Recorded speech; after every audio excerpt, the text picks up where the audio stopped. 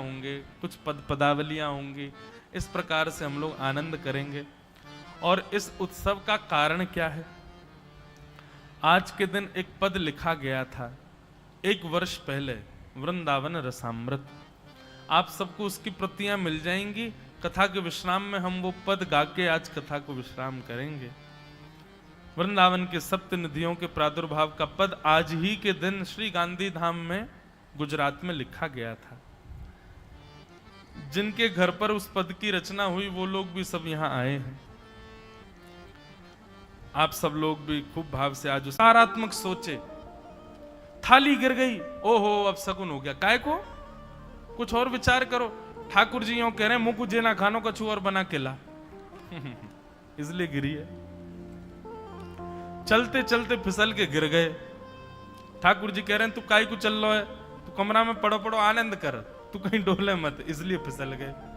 हर स्थिति में। तो अभी अभी लाइट गई तो हमने कही भाई ये पर्चा पढ़ लें, इतने सारे उत्तर आए हैं। तो हाथ में सबसे पहले एक प्रश्न ही आ गया। प्रश्न क्या है? जब श्री विष्णु ने ब्रह्मा जी के माध्यम से विश्व निर्माण किया तब मनुष्य भी बनाए थे, बनाए ही हैं। सारा संसार हरि के अंश से ही बना। हम सब पहले से ही हरि के पास उनके भीतर ही समाये हुए थे और प्रत्येक जीव का अंतिम लक्ष्य भगवान में लीन हो जाना ही है। तो प्रभु ने हमें जन्म देकर संसार में इतना संघर्ष, इतना दुख सुख, इतने कर्म और भक्ति करने भेजा ही क्यों? जब हम पहले से ही उनके पास थे, उन्हीं में समाये हुए थे, उन्होंने सृष्टि बनाई ही क्यों? कृपया समझाइए। देखो, सामान्य उत्तर देंगे हम जो सांसारिक सब व्यक्तियों को समझ आ जाए। पिता कितना भी वैभव इकट्ठा कर ले, कितना भी प्रॉपर्टी बना ले, कितने भी धनवान हो जाए, घर बना ले, सब व्यवस्था कर दे, इसका मतलब ये तो नहीं कि वो अपने पुत्र को विद्यालय पढ़ने नहीं भेजेगा।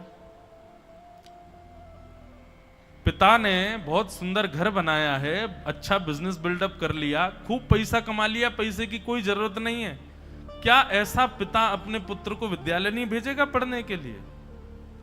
शिक्षार्जन के लिए, शिक्षा ग्रहण करने के लिए, उस बालक को निपुण बनाने के लिए, योग्य बनाने के लिए। और योग्य निपुण भी क्यों बनाना है?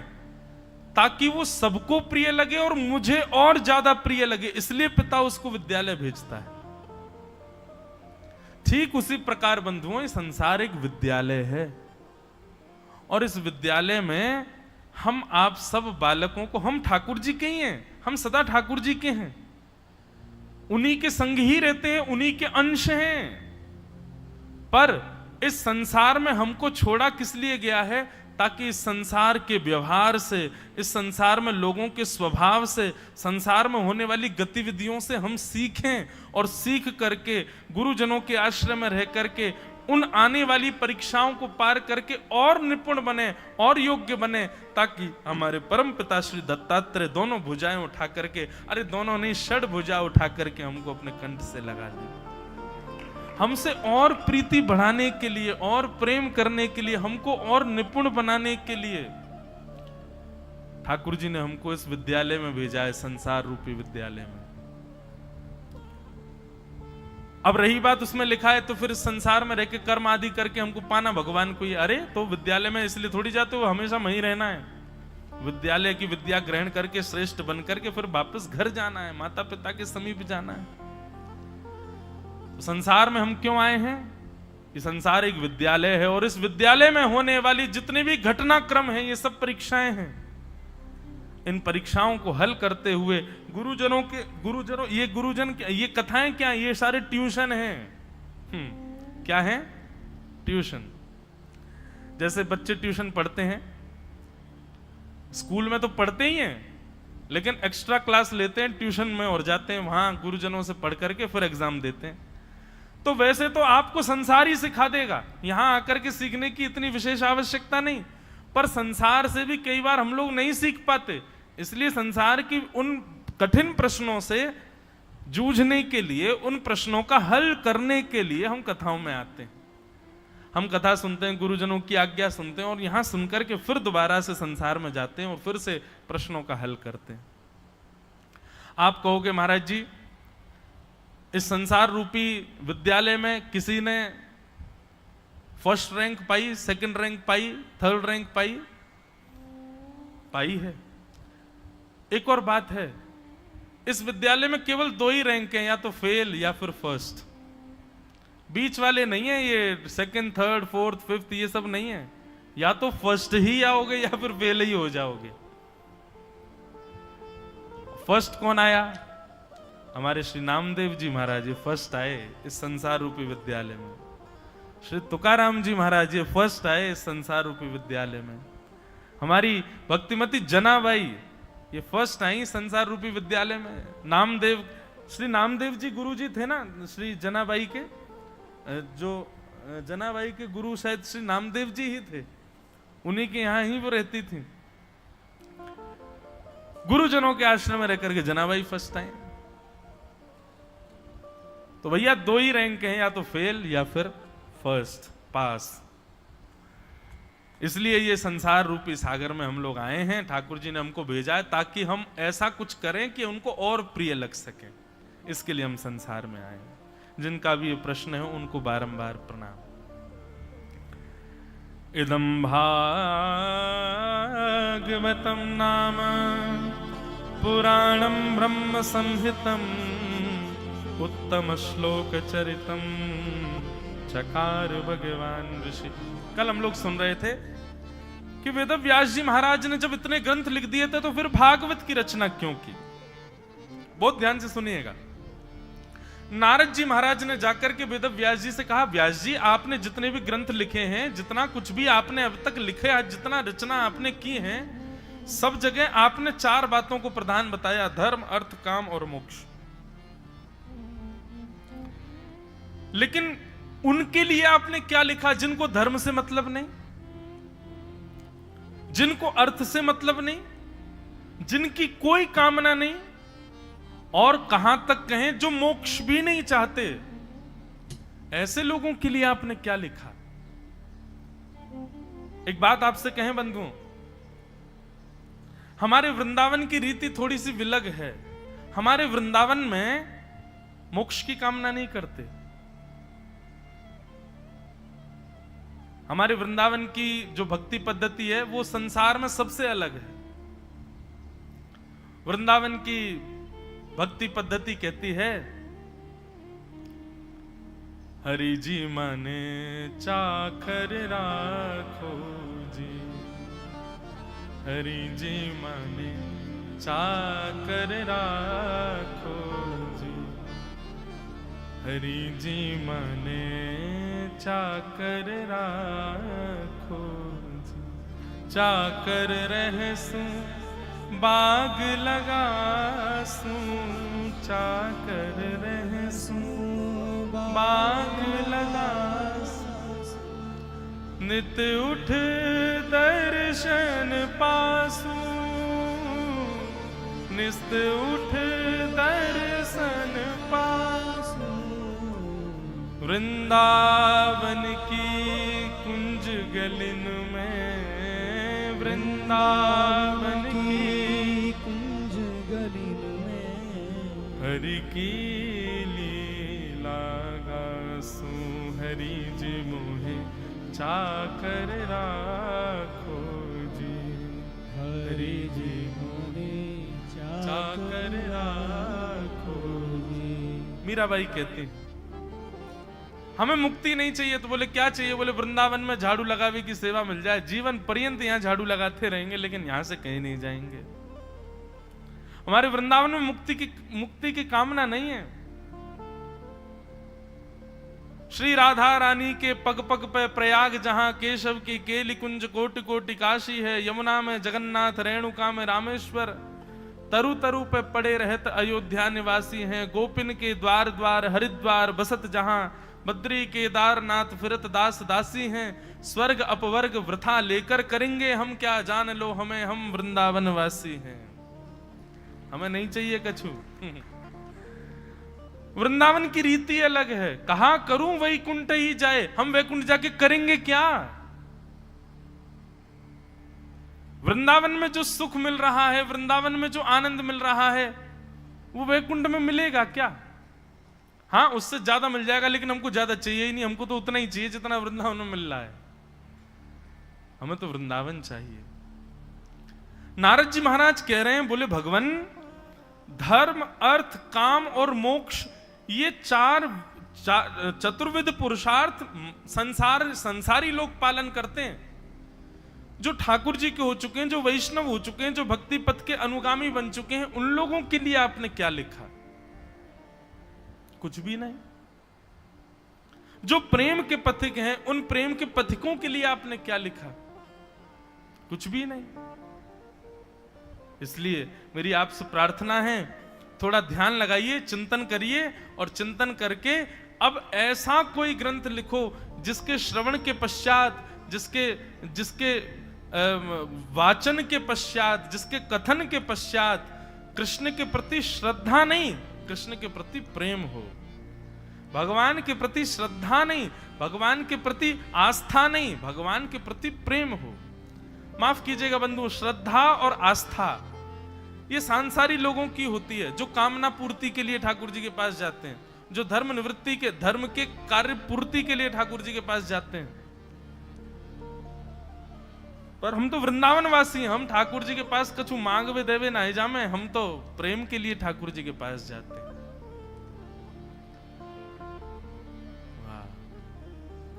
संसार के लोग श्री कृष्ण के देवालयों में जाते होंगे, अन्य अन्य कामनाओं से जाते होंगे, पर ब्रजवासी तो कृष्ण देवालयों में जाकर के भी ठाकुर जी की सुध पूछने जाता है, हमारो लाला कैसो है, ठीक है कि ना है। द्वारिका दर्शन करने के लिए जाएंगे तो ब्रजवासी दूर खड़े खड़े कहेंगे, वारे लाला, हमारे यहाँ तो गैया चरावे, हमारे यहाँ तो ऐसे ही बैठ जाए जमुना जी में पाम डार के, ओ यहाँ राजा महाराज धीराज बन के बैठो है, ओ देख हमारो लाला कैसो लग रहा है।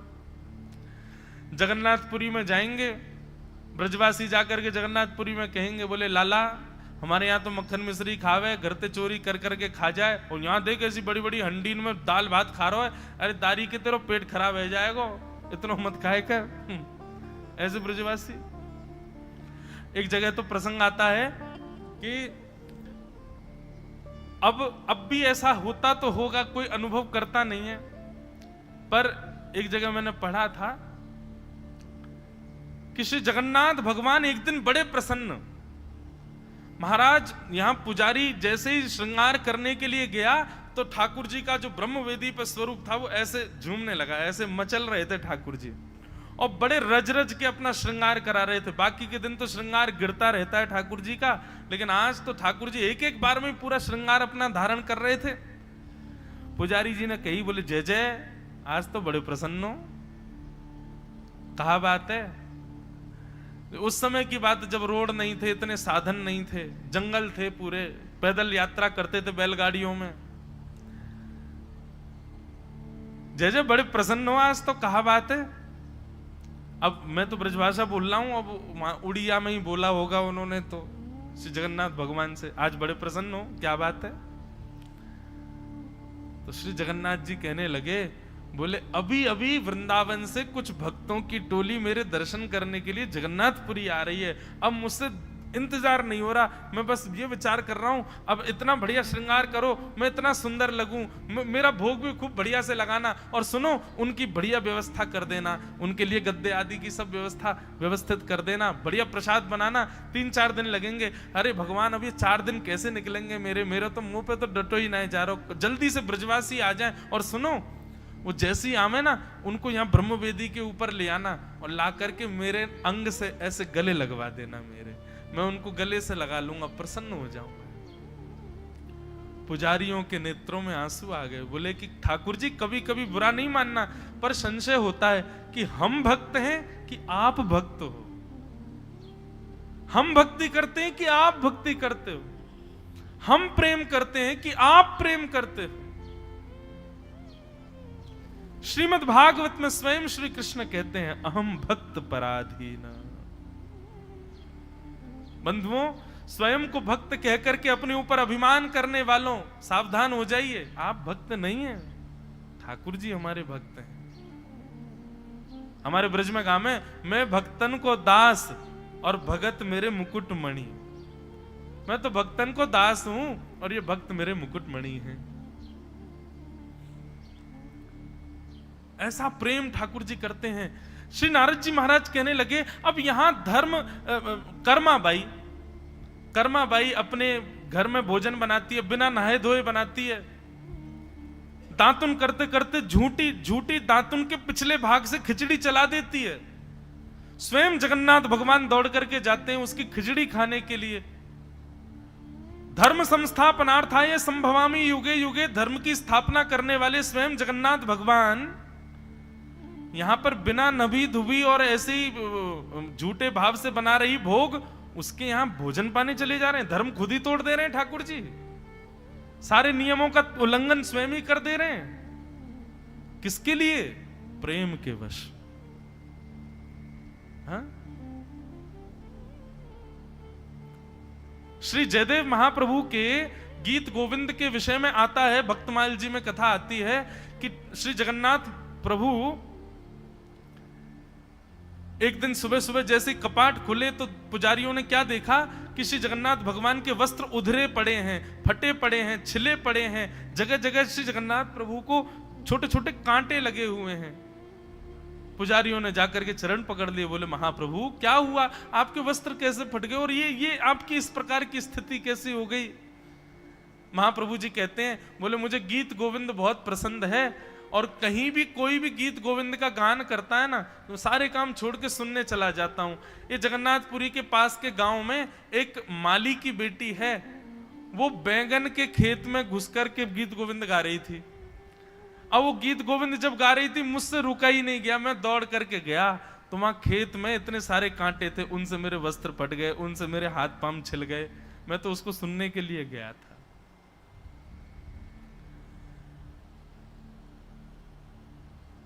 किसकी वजह से? केवल और केवल प्रेम। नारद जी महाराज कहते हैं, व्यास जी आप धर्म अर्थ काम मोक्ष को इतने सारे ग्रंथ और इतने सारे विषयों में प्रधान बता चुके हैं, लेकिन आपके चित्त को जो शांति नहीं है वो उसका कारण यह है कि आपने प्रेम को प्रधान नहीं बताया है अभी तक।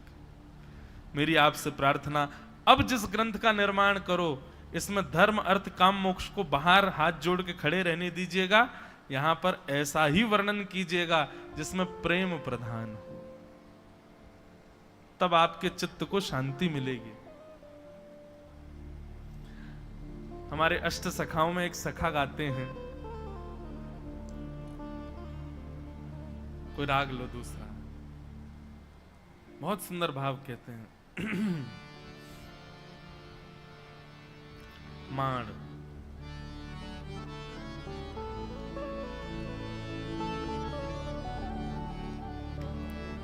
श्री कृष्णदास जी का पद है, ठाकुर जी कैसे मिलते हैं? आप बहुत धर्म करते हो, बहुत नियम करते हो, बहुत आपके सब भाव उन सब में आप पुष्ट हो, लेकिन आपके चित्त में यदि प्रेम नहीं है तो आप कितने भी साधन करते रहो, ठाकुर जी के क्षण भर के दर्शन हो जाएंगे, लेकिन लीला विलास लीला सुख तो तभी मिलेगा जब प्रेम चित्त में आएगा।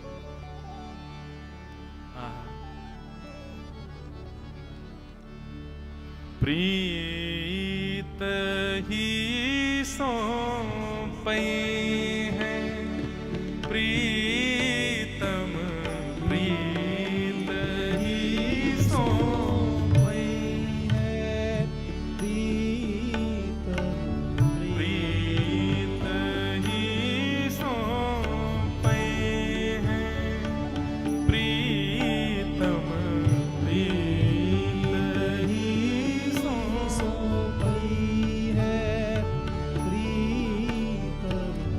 यद्यपि रूप गुण शील सुधरता, यद्यपि रूप गुण शील सुधरता, यद्यपि रूप गुण शील सुधरता, यद्यपि रूप गुण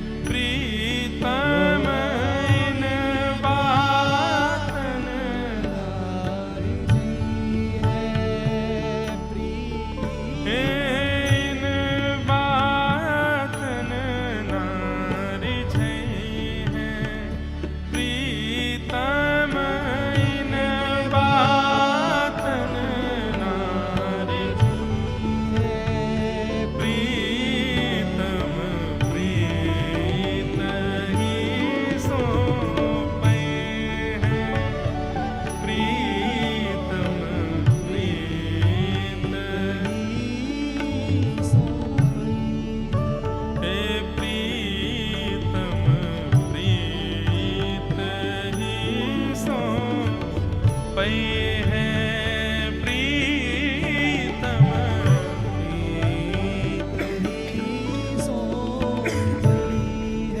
आप रूपवान हो, ठाकुर जी को इससे फर्क नहीं पड़ता।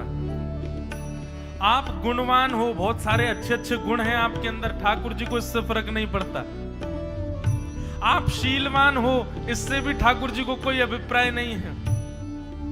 इन बातन न रिझई हैं, इन बातों से संसार रीझ जाएगा आपसे। अरे देखो कितना गुणवान, अरे बड़ा शीलवान, अरे बड़ा सुंदर है। ठाकुर जी को इन गुणों से कभी नहीं पा सकते आप। श्री गोविंद दास जी का पद है, गोविंद दास कहते हैं केवल एक गुण चाहिए, बाकी सारे अवगुण हो चलेगा, बस एक गुण भीतर ले आओ। क्या? प्रीत ही सौंपे हैं प्रीतम, प्रीत ही सौंपे। प्रेम प्रीत यदि ये चित्त में नहीं है तो बाकी सब निरर्थक है। महाराज जी, हमारे गोविंद दास जी 500 वर्ष पहले श्री गिरिराज जी में हुए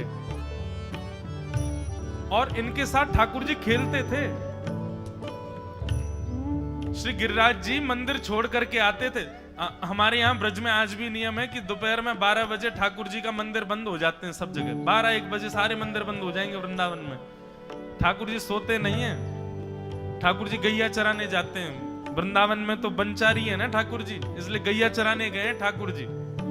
और वही बीच का जो समय है 12 बजे से लेकर के 4-5 बजे तक का, वृंदावन में श्री कृष्ण का अनुभव 2 समय में हो सकता है, या तो 12:30-1 बजे से लेकर के 4:30 बजे तक, या फिर रात्रि 10 बजे से लेकर के सुबह 6 बजे तक। या तो पूरी रात्रि आपको श्री कृष्ण अनुग्रह करा सकते हैं, या ये दोपहर का समय जो वन चारण के लिए ठाकुर जी जाते हैं। तो गोविंद दास जी, गोविंद स्वामी जी प्रत्यक्ष में देखने में तो गवैया हैं। रोको एक लीला सुनाए फिर गाएंगे आगे का पद। वो देखने में कौन है? बोले कि मंदिर में जाते हैं ठाकुर जी को पद सुनाते हैं, लेकिन उनकी अंतरंग इशारे चलते थे ठाकुर जी के साथ। जैसे ही गोविंद दास जी पद गाते थे, गुसाई जी श्रृंगार करते थे ठाकुर जी का, गोविंद दास जी पीछे खड़े खड़े पद गाते थे।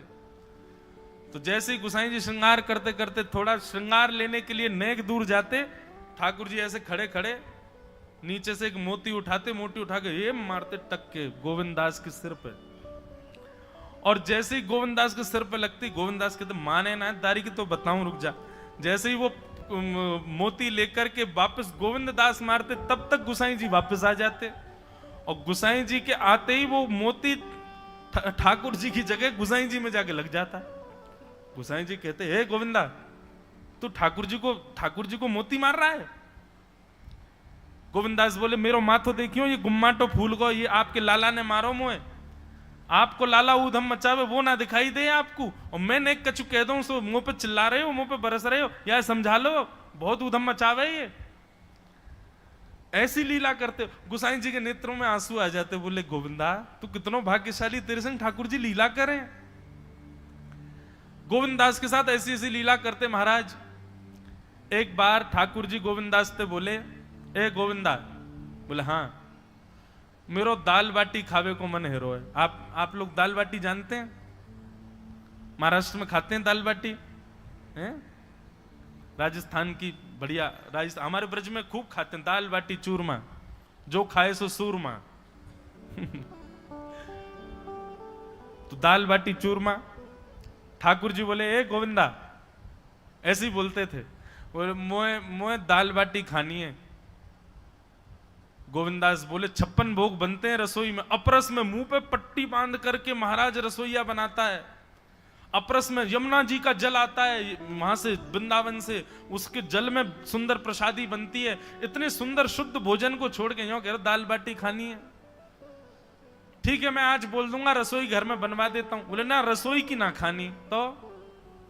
बोले तेरी कदम खंडी में आऊंगा। गोविंदास जी जहां बैठ करके भजन चिंतन करते थे, मंदिर से थोड़ा दूर था, सुंदर वन था गिरिराज जी में। बोले मां आऊंगो और वहीं पे तू कंडा, वही गोबरी कंडा में बना, और कंडा में बना के तैयार कर, मैं आऊंगा वहीं खाऊंगा। गोविंदास जी बोले यहाँ सब लोग आपको मंदिर में पूजने आते हैं, आप यहाँ पे भगवान हो, ऐसे कहीं खाने पीने आओ। बोले कोई को पता थोड़ी चलेगी, मैं आ जाऊंगा, तू चिंता मत करे, तू सुन तैयारी कर ले, आज मैं तेरे यहाँ आके प्रसाद पाऊंगा। गोविंदास जी चुपचाप मंदिर से भाग गए, किसी को बताया नहीं, किसी को पता थोड़ी कि ठाकुर जी ऐसे बाहर भी चले जाते हैं, सबको लगी अंदर ही रहते हैं ये।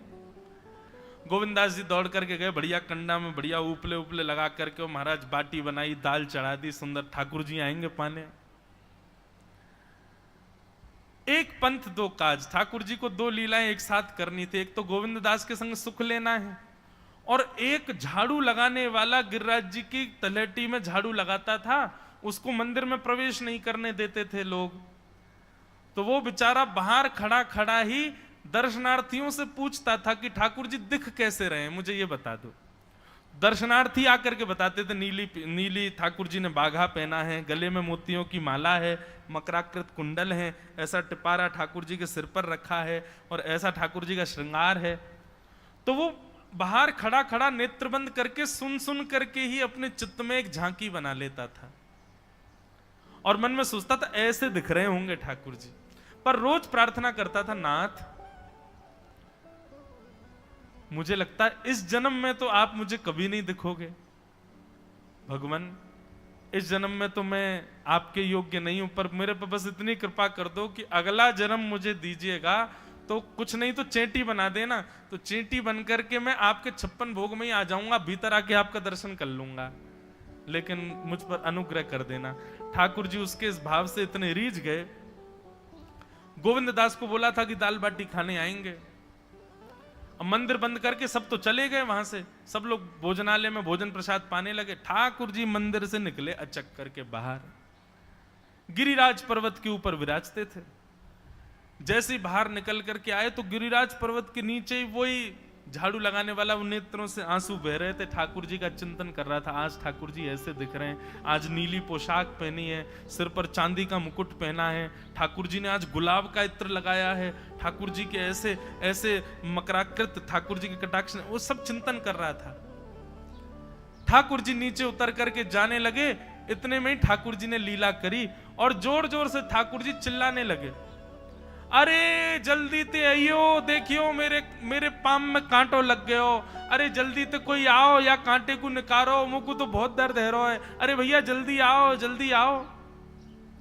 अब ये स्वर जैसे ही सुना उस झाड़ू लगाने वाले ने, उसके नेत्र खुल गए, उसने देखा, बोले कि ये स्वर कहां से आ रहा है। उसने जैसे ही नेत्र उठा करके ऊपर देखा तो नीला बाघा पहना है, मोतियों की माला पहनी है, मकराकृत कुंडल पहना है, चांदी का मुकुट चमक रहा है मस्तिष्क पर, ठाकुर जी के केश घुंघराले लहरा रहे हैं, और ठाकुर जी अपना एक पाम हाथ में पकड़ करके और एक पैर पर लंगड़ी जैसे खेलते हैं, ऐसे ठाकुर जी कूद रहे हैं यहां से वहां। नीचे से झाड़ू लगाने वाले लिखे, अरे ऐसा पुरुष तो मैंने जीवन में कभी नहीं देखा, ये कैसा पुरुष है। नीचे से ही ठाकुर जी को देखने लगा। अब स्वरूप उसको पता था, तो उसने कही ये जरूर ठाकुर जी होंगे, वहीं से प्रणाम करें। ठाकुर जी बोले प्रणाम कर रहा हूं, दारी के जल्दी ऊपर आ, कांटो लगो मेरे पाम में या को निकार। बोलने लगा, बोले मैं ऊपर नहीं आ सकता, गुसाई जी मारेंगे, सब लोग डांटेंगे मुझे। अरे नहीं गुसाई जी ऐसा कुछ ना कहें, ये सब तो बाहर के लोगों ने नियम बना दिए, मैं तो सबसे मिलूं, तू आजा जल्दी ऊपर। जैसे ही ऊपर गया, ज्यों-ज्यों ठाकुर जी के समीप जाए त्यों-त्यों उसके नेत्र सजल होते जाएं। ठाकुर जी के बिल्कुल समीप पहुंच गया। भगवान बोले, देख काई को रो भैया, जल्दी कर, मेरे पाम में कांटो लगो या को निकार। जिन चरण कमलों के स्पर्श के लिए सदा लक्ष्मी लालायित रहती है, ठाकुर जी ने उसकी गोद में अनायास अपने चरण रख दिए। बोले जल्दी कांटो निकार, कांटो लग गो मेरे पाम में। अब वो ठाकुर जी के सुंदर तलवों को अपने हाथ से ऐसे देख रहा है, ढूंढ रहा है कहां कांटा लगा है, कहीं उसको कांटा मिल गया। अब इतने कोमल चरण ठाकुर जी के, उसके नेत्रों से आंसू भी गिरते जा रहे हैं, भाव विह्वल होता जा रहा है। मेरे सौभाग्य की सराहना, ठाकुर जी के इतने समीप। कांटा निकालने के लिए बार बार अपने अंगूठे से खींचे, लेकिन कांटा नहीं निकले। ठाकुर जी बोले, अरे जे हाथ ते ना निकलेगो, उसने पूछा कैसे निकलेगा? बोले अरे मेरो पाम पकड़ के अपने मुंह के पास ले जा और दांतन से निकाल, तब निकलेगा ये। आहा, कितनी कृपा की ठाकुर जी। कृपा की न होती जो आदत तुम्हारी, तो सूनी ही रहती अदालत तुम्हारी। जो दीनों के दिल में जगह तुम न पाते, तो किस दिल में होती हिफाजत तुम्हारी। कृपा की न होती जो आदत तुम्हारी, तो सूनी ही रहती अदालत तुम्हारी।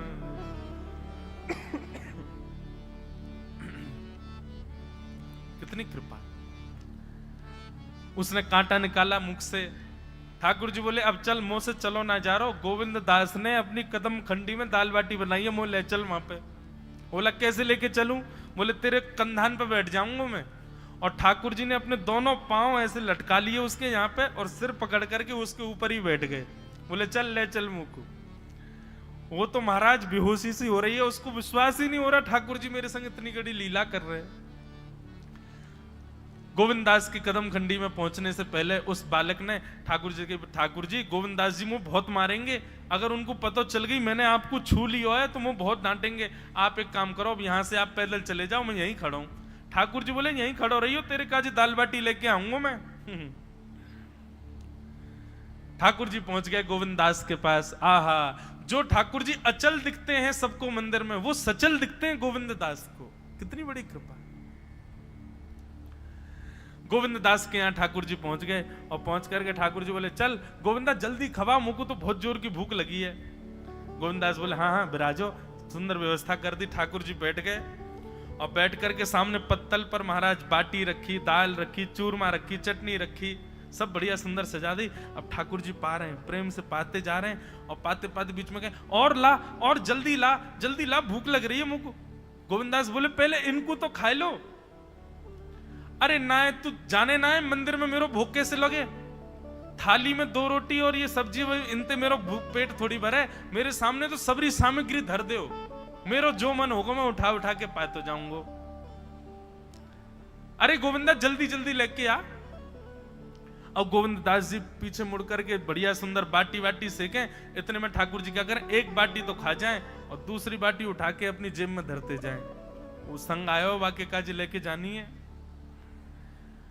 अब तो महाराज ठाकुर जी खाते जाएं भरते जाएं, खाते जाएं भरते जाएं। गोविंद दास बोलो ठाकुर जी ये तो मैं मानूं कि आपकी खुराक बहुत है, पर इतनी ज्यादा है ये मुझको विश्वास नहीं है रो है। क्यों हैं 56 बाटी खा गए हो अब तक आप? अरे कोई तुकना है, पेट है कि समुद्र है, कुआ है, कहा है आपको? ठाकुर जी बोले अच्छा दारी के ऐसे बोले, चलो जाऊंगा मैं। अरे नहीं जय जय आप तो पाओ। ठाकुर जी तो जेब में भरते जा रहे थे। अब ठाकुर जी का पेट भर गया। ठाकुर जी बोले चल भैया गोविंदा अब पेट भर गयो, नेक देर हम एक पेड़ के नीचे बैठ के नेक सुस्ताए लें, फिर बाकी बाद मंदिर में जाएंगे। 4 बजे मंदिर खुल जाएगा दर्शन देने। जैसे ही ठाकुर जी खड़े भये महाराज, सोई उनकी पीतांबरी फैल गई।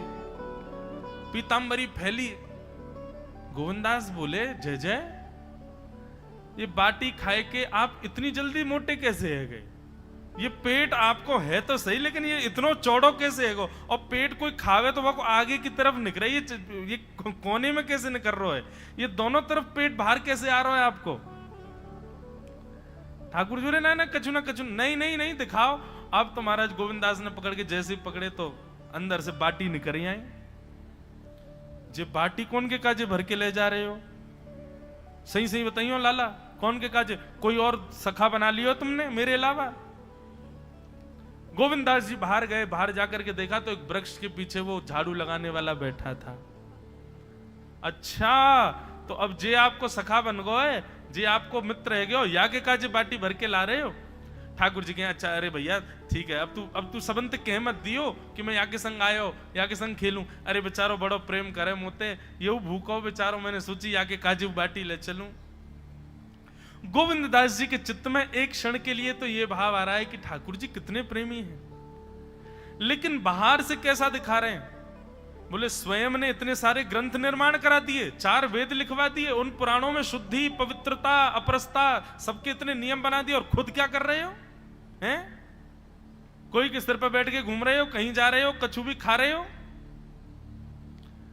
ठाकुर जी बोले अब ये सब नियम तो मानवन के लिए है ना, हम तो जय जय हैं, हम थोड़ी करेंगे इन नियमन को।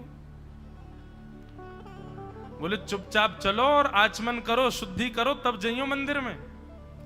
वहीं गोविंद कुंड के पास में गोविंद दास जी ने जबरदस्ती ठाकुर जी बैठा दिए। बोले हाथ में जल लो।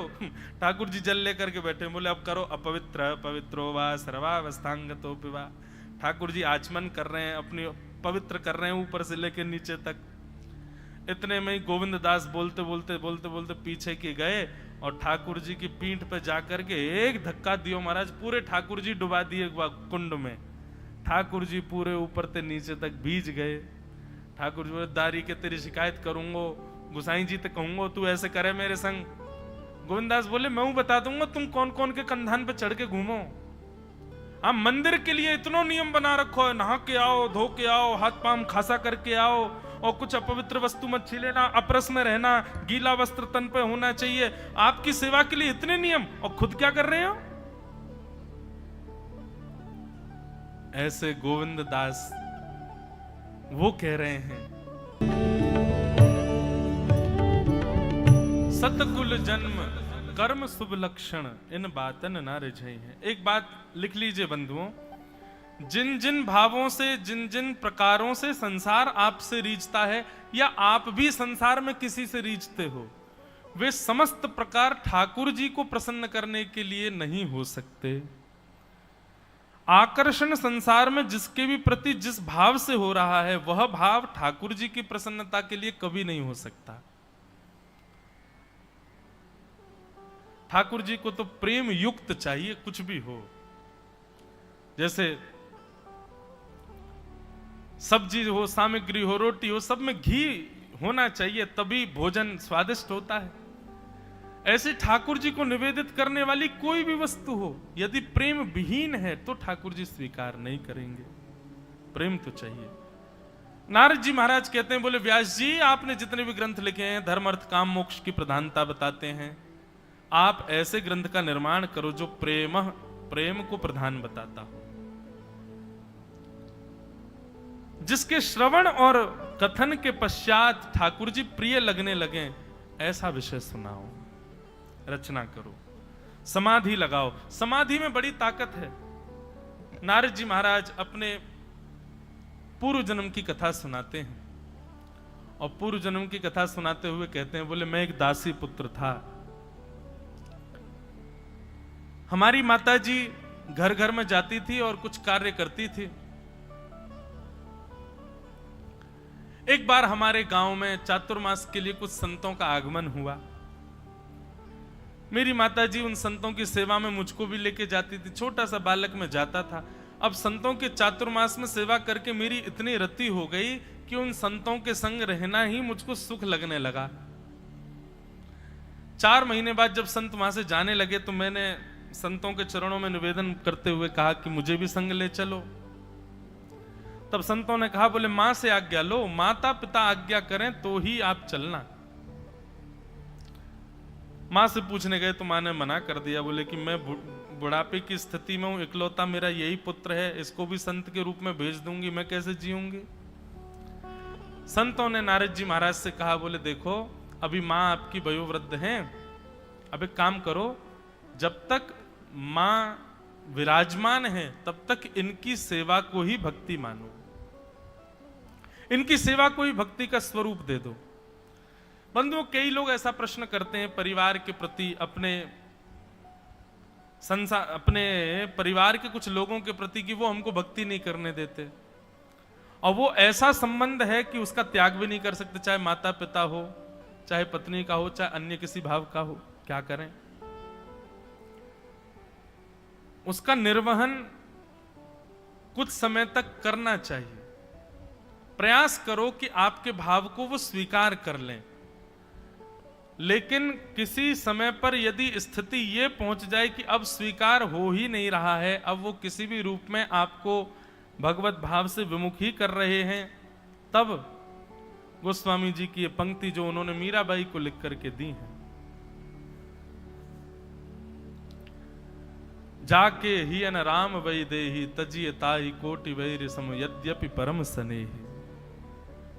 कितना भी स्नेही क्यों ना हो, जिसके हृदय में राम और श्री जानकी जी नहीं है, श्री कृष्ण और श्री हमारी किशोरी जी का वास नहीं है, जिसके चित्त में उनके प्रति प्रेम नहीं है, तजिय ताहि कोटि वैर सम, उसको अपने बैरी के समान त्याग कर दो। यद्यपि परम स्नेही, चाहे परम स्नेही क्यों ना हो, लेकिन इससे पहले प्रयास करो कि आपका भाव स्वीकार हो जाए। ना हो अनेक प्रयास करने के बाद तब ये विधि अपनानी है। नारद जी महाराज को संतों ने कहा कि आप पहले तो अपनी मां की सेवा करो, जब मां धराधाम से चली जाए तब तुम भजन के मार्ग पर जाना।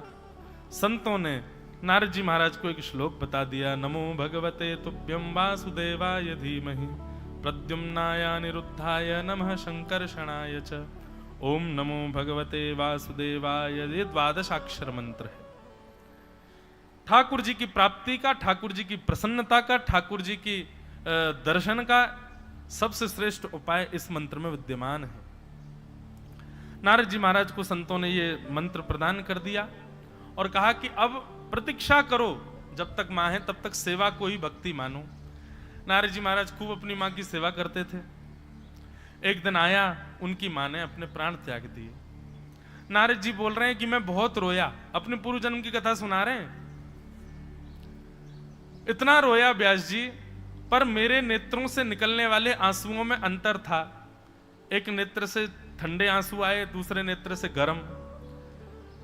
पीड़ा में जब व्यक्ति रुदन करता है तब आंसुओं का जल गर्म होता है, लेकिन जब आनंद में रुदन करता है तब उसके अश्रु जल जो होते हैं वो शीतल होते हैं। पीड़ा में जब रुदन करता है व्यक्ति, तब इच्छा होती है कि कोई आकर के संभाले, कोई आकर के रोके, कोई आकर के मुझको देखे। पर जब आनंद में रुदन होता है तब इच्छा होती है कि कोई रोके ना, ये रुदन चलने दो, मुझे रोने दो, बस भाव में ठाकुर जी के में। और एक बात कहें आपको, पीड़ा में रुदन सदा संसार के लिए ही होता है। ठाकुर जी के लिए यदि पीड़ा का भी रुदन है ना, तो पीड़ा का रुदन भी प्रेम वश का ही होता है, प्रेम से भरा हुआ ही होता है, वो आनंद प्रदायक होता है। नारद जी बोले मां चली गई थी इसलिए पीड़ा में था, अब ठाकुर जी से मिलन के लिए आगे बढ़ूंगा इसलिए प्रसन्न भी था, इसलिए दोनों प्रकार के आंसू आए। मां का संस्कार करके मैं वन में जाकर के मैंने इस मंत्र का, 12 अक्षर मंत्र का खूब जप किया। जप करते करते करते करते करते करते एक दिन ठाकुर जी का शंख चक्र गदा पद्म धारण चतुर्भुज रूप का एक क्षण के लिए मुझको दर्शन हुआ, और एक क्षण का दर्शन होते ही वो दर्शन अंतर्ध्यान हो गया। नारद जी महाराज आर्तनाद से पुकारने लगे, ठाकुर जी कहां चले गए? आप एक क्षण के लिए आए, फिर चले क्यों गए? तब ठाकुर जी आकाशवाणी करते हुए कहते हैं, अविपक्व कषायाणाम दुर्दशोहम कुयोगिनाम सकृत यद्दर्शितम रूपम एतत् कामायते नघ। हे नारद जी, अभी आपकी भक्ति परिपक्व नहीं है। परिपक्वता ना होने के कारण मेरा एक क्षण का दर्शन हुआ है, पर मैंने दर्शन एक क्षण का देकर के आपको यह बात पुष्ट कर दी है कि मैं निश्चित जल्दी आऊंगा, लेकिन तब तक आप और परिपक्व करो अपने भजन को। बंधुओं, ऐसा हो ही नहीं सकता कि नाम साधक, कथा श्रवण करने वाला, भजन मार्ग को अपनाने वाले व्यक्ति को कभी भगवद अनुभव ना हुआ हो। आप पूरा विचार कीजिए, जब से आप नाम साधक हुए हैं, गुरुनिष्ठ हुए हैं, कथा श्रवण करना प्रारंभ किया, तब से लेके अब तक ऐसा हो ही नहीं सकता कि भगवत कृपा और भगवत अनुभूति आपको ना हुई हो। कभी ना कभी तो इस भगवत अनुभव का, अनुभूति का आपने आनंद सुख लिया ही होगा। और यदि किंचित भी, एक बार भी किसी के चित्त में या किसी के मन में या किसी के भाव में ठाकुर जी के सुंदर भाव एक बार भी एक क्षण के लिए आए हैं, तो ये बात निश्चित है कि ठाकुर जी आपसे मिलने का मन बना चुके हैं, बस आपकी परिपक्वता की प्रतीक्षा कर रहे हैं कि और परिपक्व हो जाओ तब आऊंगा। एक बार भी किसी भी रूप में आपको ऐसा अनुभव हुआ है, ये तो ठाकुर जी की कृपा थी, ऐसा ऐसा ऐसा भाव चित्त में आया है, रोंगटे खड़े हो गए हो, प्रेमाश्रु छलकने लगे हो नेत्रों से, ऐसी स्थिति एक बार भी यदि जीवन में कभी बनी है तो बस निश्चित मान लीजिए ठाकुर जी आपका नाम रजिस्टर कर चुके हैं मिलने में, बस अब आपकी परिपक्वता की प्रतीक्षा कर रहे हैं कि और थोड़ा परिपक्व हो जाए और थोड़ा श्रेष्ठ हो जाए, फिर आते मिलेंगे हम, फिर आके संग लीला करेंगे, क्रीड़ा करेंगे। वही यहां पर नारद जी के साथ में वही तो हुआ।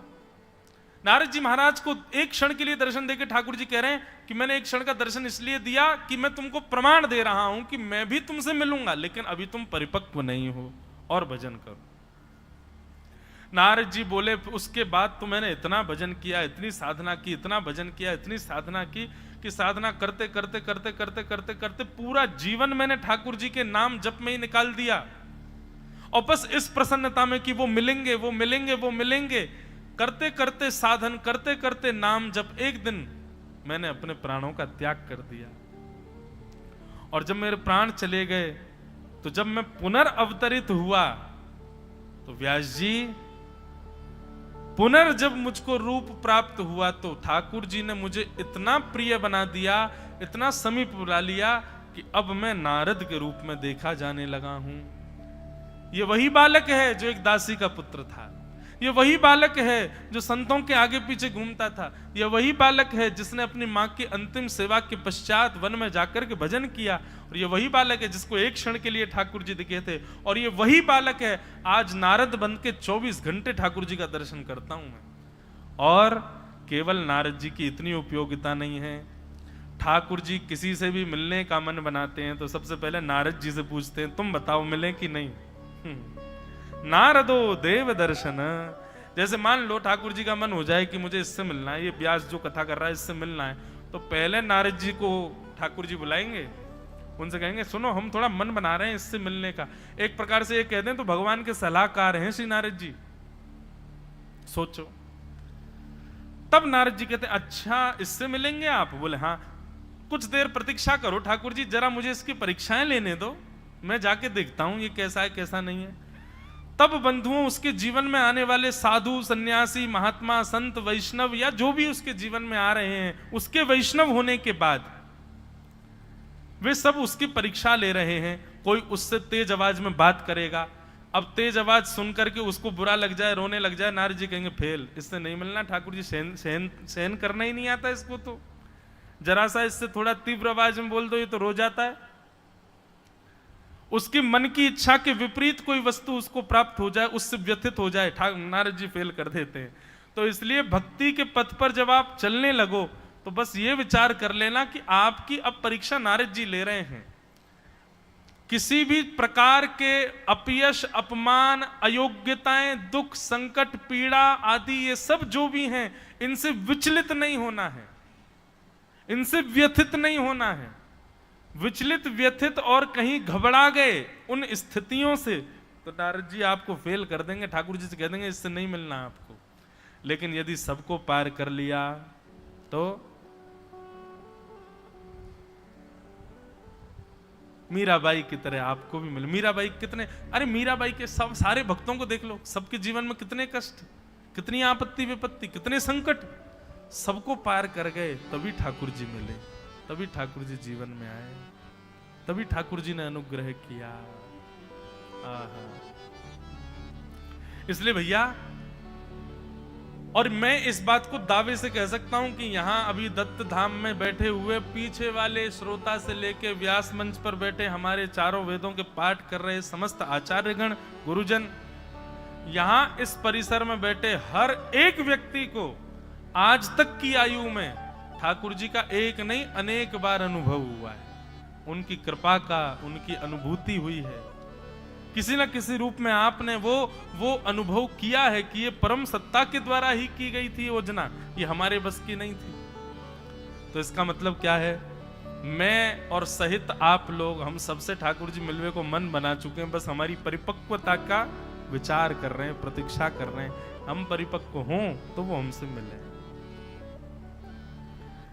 नारद जी महाराज बोले, आज मैं नारद बन चुका हूं।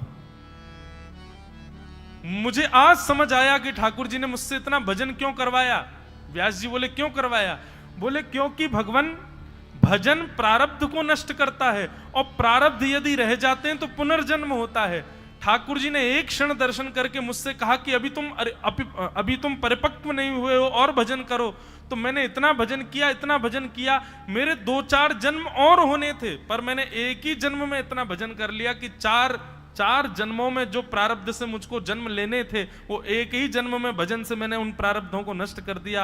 और प्रारब्ध नष्ट होते ही अब जन्म लेने का तो कोई औचित्य बचा नहीं। तो ठाकुर जी ने मुझे देव स्वरूप बना करके नारद के रूप में व्यवस्थित कर दिया है।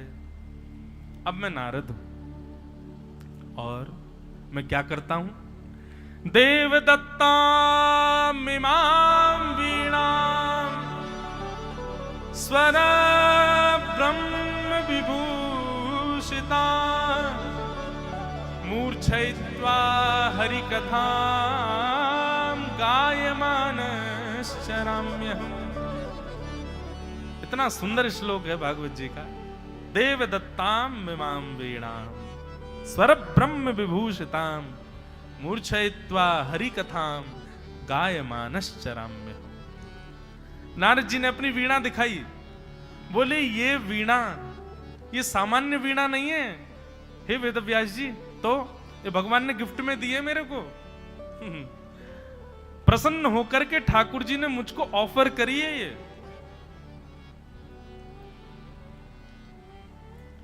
वेदव्यास जी बोले, जरा हमको भी तो दिखाओ। ने हाथ स्पर्श तो करा, तो ठाकुर जी ने दी अपने हाथ से। बोले, हाँ। बोले, अरे ऐसा क्या किया आपने कि ठाकुर जी इतने प्रसन्न हो गए कि आपको वीणा प्रदान कर दी? नारद जी बोले, कथा है, सुनाऊं? बोले, सुनाओ। बोले, एक बार वैकुंठ में बहुत सुंदर संगीत का कार्यक्रम हुआ। हमको भी बड़े दिन बाद ये कथा याद आई है। एक बार संगीत का बहुत सुंदर कार्यक्रम हुआ वैकुंठ में। अब जब वैकुंठ में ऐसे संगीत के कार्यक्रम होते हैं ना बंधु, सारे देवता जाते हैं। जैसे हमारे यहाँ मेला होते हैं, ऐसे वैकुंठ में उत्सव होते हैं, सब देवता जाते हैं। सबसे आगे वीवीआईपी गेस्ट कौन होते हैं? ऑब्वियसली चतुर्भुज नारायण भगवान। विशेष शैया पे पौड़े पौड़े सुनते हैं। अच्छा, संगीत के कार्यक्रम में गायक कौन होता है? सरस्वती जी प्रथम गायिका। उसके बाद हा हा हु गंधर्व, ये 2 गंधर्व हैं, ये गाते हैं। उसके बाद अपनी शिव वीणा लेकर के महादेव आते हैं, वो महादेव भी गाते हैं। सबका गायन होता है। जो भी गाने में और सुंदर कलाकृति में निपुण है उससे। अच्छा, एक बात कहूं बंधु, अगर किसी के पास में किंचित भी गाने का स्वर है, कंठ है, किसी के पास में स्वर है, चाहे वो कीर्तन गाने के लिए हो, चाहे वो वैदिक मंत्र गाने के लिए हो, चाहे वो पुराणों के श्लोक गाने के लिए हो, वेदों की ऋचाएं गाने के लिए हो, यदि आपके पास में कंठ है तो निश्चित है यह भी एक प्रमाण है कि ठाकुर जी आपसे मिलना चाहते हैं, इसीलिए आपको कंठ युक्त करके भेजा है। और ये बात हम नहीं कह रहे हैं, ये बात भी हमारे वृंदावन के अष्ट सखाओं में से श्री कुंभनदास जी की ये वाणी है कि यदि कोई कंठ युक्त है, किसी के पास में गला है, गले का मतलब होना है कि बहुत सुंदर गायक होना नहीं, सामान्य है, इतना है कि हाँ कीर्तन ताल में गा लेते हैं, स्वर में गा लेते हैं, इतना कंठ भी यदि तुम्हारे पास है तो कंठ युक्त करके ठाकुर जी उसी को भेजते हैं जिससे ठाकुर जी स्वयं मिलना चाहते हैं। भैया यदि किसी पे यदि स्वर है तो अपनी पीठ थपथपा लो कि हम तो ऑलरेडी रजिस्टर्ड हैं, वीजा हमको पहले से मिला हुआ है, हमको इंटरव्यू की आवश्यकता नहीं है। बस उस कंठ का प्रयोग लोक रंजन के लिए मत करिए, उस कंठ का प्रयोग जन रंजन के लिए बिल्कुल मत करिए। फिर तो वो येन केन प्रकारेण, उस कंठ से सारी सेवा ठाकुर जी की ही होनी चाहिए। एक बार महाराज जी छोटी सी कथा और सुनाए। कुम्मन दास जी के स्वर से प्रसन्न होकर के फतेहपुर सीकरी के राजा ने उनको अपने दरबार में गाने के लिए बुलाया। 10 बार सैनिक भेजे, नहीं गए। 11वीं बार सैनिक आए तो फिर कुम्मन दास जी इसलिए गाने गए, बोले कि नहीं जाऊंगा तो ये बार बार आते रहेंगे। कुम्मन दास जी चले गए। कुम्मन दास जी गए तो राजा से कहा, कहिए क्या करना है। बोले कि आप एक दिन भैरव राग गा रहे थे, मुझे बहुत अच्छा लगा था, आप मुझे गा के सुनाओ। कुम्मन दास जी बोले, पक्का है ना, केवल राग भैरव सुनना है, गाने के लिए मैं स्वतंत्र हूं, कुछ भी गा सकता हूं। बोले हाँ, शब्द आप कुछ भी गाओ, राग भैरव गाना। कुम्मन दास जी बोले अब सुन तू। और कुम्मन दास जी ने गाया, भगत को कहा सीकरी सो काम, आवत जात पन्हैया टूटी, बिसर गयो हरि नाम। भगत को कहा सीकरी सो काम,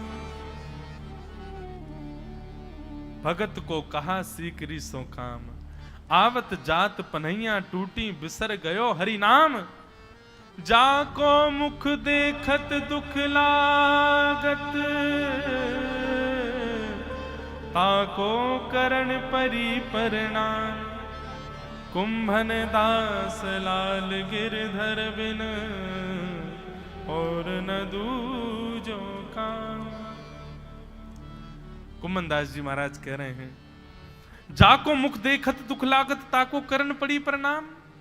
जिसका मुख हमको बिल्कुल अच्छा नहीं लगता, आज उसके सामने दरबारी बनकर के हमको गाना पड़ रहा है, इससे बुरा दिन मेरे जीवन में कभी नहीं आ सकता। आज मेरे जीवन का सबसे गंदा दिन है। राजा अपनी लाज बचाए, कैसे बचाए? उसने तो केवल इतना कहा था भैरव राग सुनाओ, ये थोड़ी कहा था कि शब्द क्या है। कुम्मन दास जी महाराज गाते चले गए। अंत में राजा ने कहा, थोड़ी अपनी लाज बचाने के लिए दक्षिणा ऑफर कर देता हूं, कहिए कुम्मन दास जी क्या दूं आपको? जो मांगोगे सो दूंगा। कुम्मन दास जी बोले, पक्का जो मांगूंगा सो दोगे? बोले हाँ। कुम्मन दास जी झोली फैला करके बोले, आज के बाद हमको अपने दरबार में मत बुलाना, और आज के बाद आपका ये जो मुखड़ा है ये हमको कभी मत दिखाना, हमको कभी आपको देखना ना पड़े, बस ये दक्षिणा हमको दे दो। क्या कह रहे हैं हम? यदि कंठ युक्त करके ठाकुर जी ने भेजा है तो निश्चित है ठाकुर जी आपसे मिलने का मन पहले ही बना चुके हैं कि आपके पास कंठ है। बस उस कंठ का प्रयोग लोक रंजन के लिए मत करना, उस कंठ का प्रयोग ठाकुर जी के रंजन के लिए करो, उनकी प्रसन्नता के लिए करो। संसार को रिझाने के लिए गाओगे 4 लोग वाहवाही करेंगे, लेकिन ठाकुर जी को रिझाने के लिए गाओगे त्रिलोकी नाथ वाहवाही करे, कितनी बड़ी बात है।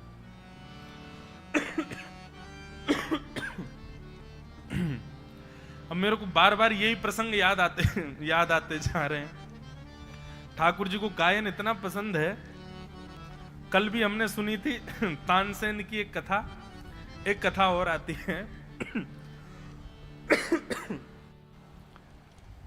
तानसेन को पता चल गया कि यहां पर राज गवैया बन के नहीं गाना है, यहां तो भाव से गाना है।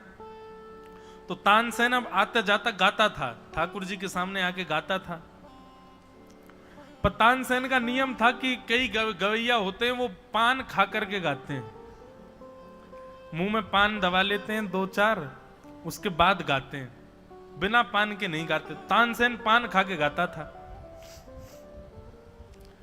तो गुसाई जी ने एक दिन तानसेन से कहा, बोले सुनो तुम झूठे मुंह से मत सेवा किया करो ठाकुर जी की, ये कोई लोक रंजन की गायकी नहीं है, ठाकुर जी की सेवा कर रहे हो, कुल्ला करके आओ। तो ठीक है, तानसेन बाहर गया। अगली बार जब आया तो महाराज कुल्ला करके आया। कुल्ला करके आया, ठाकुर जी के सामने गाने लगा। तो खड़े खड़े ठाकुर जी के कभी तो कानन के कुंडल गिर जाएं, कभी गले की माला ढीली हो जाए, कभी वंशी जी फेंक दें, कभी कुछ कर। गुसाई जी भीतर गए, पर्दा लगा के जय जय कहा भयो, भूख लग रही है, आप काय को श्रृंगार उतार रहे हो? बोले जाके गायकी में सुख ना आ रहा, पहले बढ़िया गा रहा, अब पता ना कहा है गोया को। तो गोसाई जी बोले पहले पान चबा के गा रहा था, मैंने सोचा आपकी सेवा कर रहा है तो शुद्ध मुख से करे, कुल्ला करके अब आया। नहीं नहीं, इससे कहो दोबारा पान खा के आए। गोसाई जी बोले जय हो जय जय, सब नियम खुद ही बनवाते हो और फिर जब खुद की इच्छा हो जाती है तोड़वा भी देते हो। एक बात बताऊं बंधुओं, बहुत सुंदर बात है। पूरे विश्व को मुक्त करने वाला स्वयं इतने नियमों में क्यों बंधा रहता है? पूरे विश्व को मुक्त करने वाला ठाकुर स्वयं इतने नियमों में। हम लोग तो फिर भी 4 बजे रोज उठना है तो 4:30 हो जाएगा, लेकिन ठाकुर जी तो 4 बजे ही उठते हैं, कितने भी मंदिरों में देख लो। हम लोगों को 12 बजे प्रसाद पाना है, 12:30 हो जाएगा, लेकिन ठाकुर जी का भोग 12 बजे ही लगेगा। और ऐसा नहीं 1-2 साल से चल रहा हो, 500 वर्षों से मंदिरों में वही नियम चल रहा है, एक ही पद्धति। और पूरे विश्व को मुक्त करने वाला एक गर्भगृह में बंद करके बैठा है, निकलते ही नहीं वहां से, 24 घंटा वहीं बैठे रहते हैं। ये कोई आक्षेप नहीं कर रहा हूं, लेकिन इसके पीछे एक बहुत प्रिय भाव है। ठाकुर जी ने अपने आप को इतने नियमों में और इतने दायरों में इसलिए बांध दिया है, मानो ठाकुर जी हमको चैलेंज कर रहे हैं, तुम्हारी भक्ति में सामर्थ्य हो, तुम्हारे भाव में सामर्थ्य हो तो हमारे नियम को तोड़वा के दिखाओ। श्री तुकाराम जी के लिए श्री पंडरीनाथ भगवान का मंदिर का द्वार ही बदल गया। तुकाराम जहां बैठा है वहां मेरा मुख रहेगा। ठाकुर जी नियमों में बंधे नहीं है, हमको चैलेंज कर रहे हैं ठाकुर जी। चैलेंज है तुमको, तुम्हारी भक्ति में सामर्थ्य हो, तुम्हारे भाव में सामर्थ्य हो, तुम्हारे प्रेम में सामर्थ्य हो तो देखो हमारे इतने नियम हैं।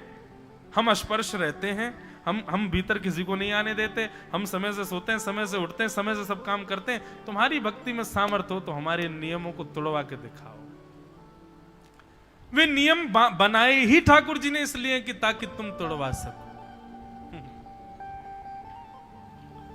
लग जाओ ऐसे प्रेम भाव में कि तोड़ें ठाकुर जी अपने नियम।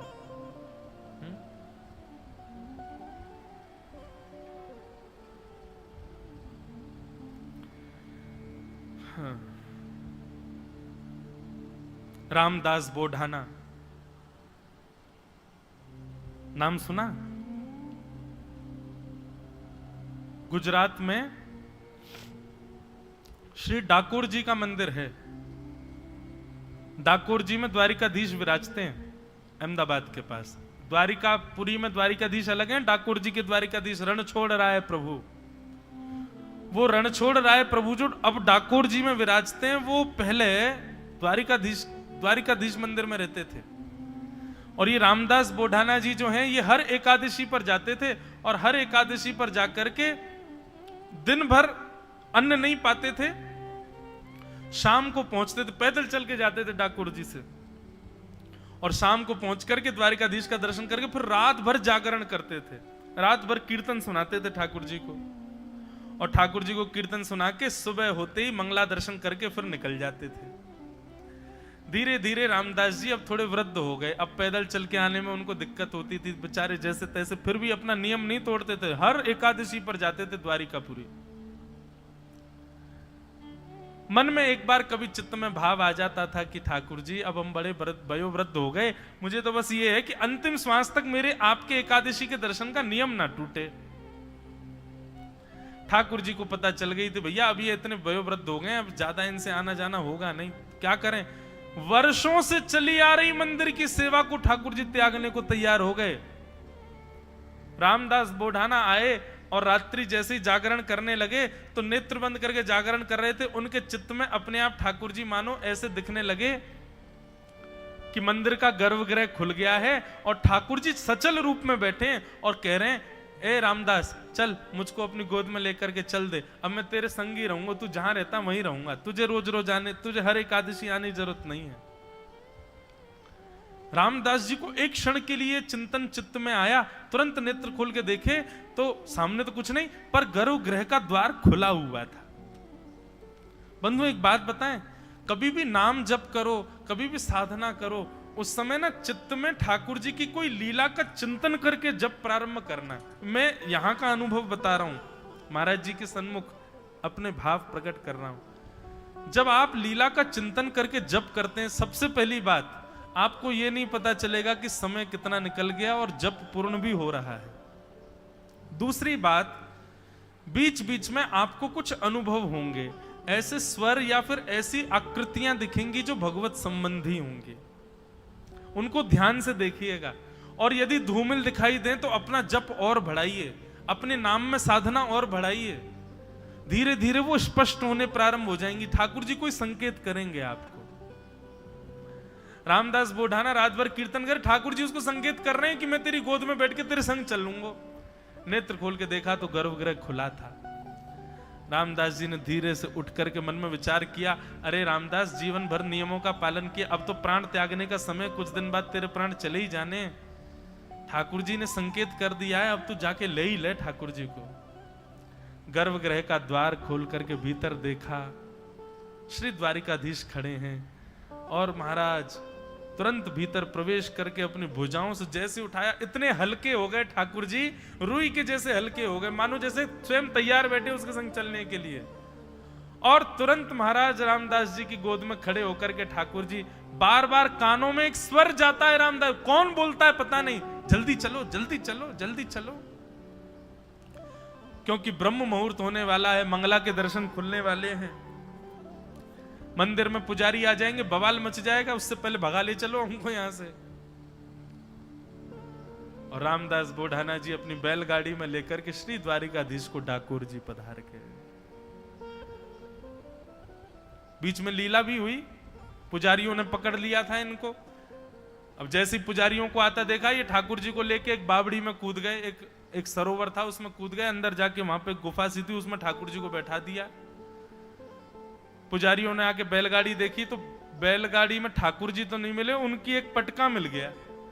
ठाकुर जी भी, ये सब लीलाएं भी ठाकुर जी कराते हैं, सीधे सीधे किसी को मिल जाए ऐसा तो हो ही नहीं सकता, उसको थोड़ी पीड़ा ना हो, ठाकुर जी पूर्ण विचार करते हैं, थोड़ी पीड़ा तो इसको दिलाई दूं मैं। अब रामदास जी की बैलगाड़ी में ठाकुर जी नहीं मिले, लेकिन उनकी पीतांबरी मिल गई। पुजारियों ने कहा पकड़ लो इसको, देखो ये ठाकुर जी की पीतांबरी। खूब मारा महाराज, बोढ़ाना जी के ऊपर खूब प्रहार किया। जब उनके रक्त निकलने लगे, तब एक करुण क्रंदन करते हुए एक छोटे से बालक के स्वर में उस बावड़ी से आवाज आने लगी, अरे मूर्खों, क्या कर रहे हो? जानते नहीं हो भक्त मेरे ही अंग होते हैं, उनको पीड़ा देते हो तो मुझे पीड़ा होती है। जब ये स्वर सुना, दौड़ करके पुजारियों ने जैसी बावड़ी में देखा तो बावड़ी में जो जल था उसका जल रक्त के रंग का हो गया था। पुजारियों ने कहा, अरे भैया, ये बोढ़ाना जी नहीं लेके जा रहे हैं, ठाकुर जी इनके साथ जा रहे हैं, छोड़ दो। प्रणाम करके पुजारी सब वापस लौट गए। नीचे जाकर के देखा तो जहां जहां श्री रामदास जी को चोट लगी थी, वहां वहां ठाकुर जी के अंग पर भी दर्शन हो रहा था शोभ का। नेत्रों से नीर बहाने लगे, चरणों में मेरी वजह से कष्ट हो गया ठाकुर जी। प्रणाम करके जैसे ही देखा तो ठाकुर जी का भी घाव ठीक हो गया, बोढ़ाना जी के घाव भी ठीक हो गए, और अपने अंग से भर करके बोढ़ाना जी उनको लेकर के ठाकुर जी पधारे। कितनी लीलाएं सुनाऊं। ठाकुर जी नियमों में रहते ही इसलिए हैं, तुम में हिम्मत हो तो तुड़वा लो। तुम्हारा प्रेम यदि उज्जवल होगा, श्रेष्ठ होगा, तो ठाकुर जी नियम तोड़ने के लिए ही नियम में बैठे हैं।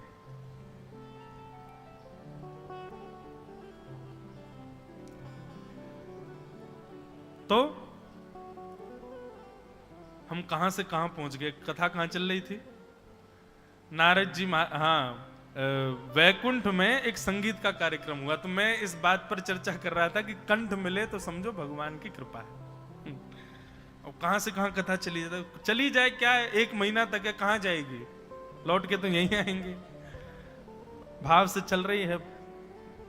तो एक संगीत का कार्यक्रम हुआ वैकुंठ में, बड़े बड़े संगीतज्ञ आए मंच पर, सब देवता भी बैठे थे। अब नारद जी का इतना अधिकार है कि नारद जी सब देवताओं से आगे निकल करके और भगवान की शेष शैया से कमर लगा के बैठते हैं, ठाकुर जी को प्रणाम करके। जैसे किसी का बहुत अधिकार होता है, गुरुजनों के बहुत समीप रहता है, ऐसे ही नारद जी सीधे जाते हैं और ठाकुर जी को प्रणाम करके शेष शैया से कमर लगा के बैठते हैं ठाकुर जी के चरणों के पास। भगवान पौड़े थे, नारद जी प्रणाम करके बैठ गए। हा हा हु गंधर्व गा रहे थे, नारद जी आंख बंद करके सुन रहे थे स्वरों को।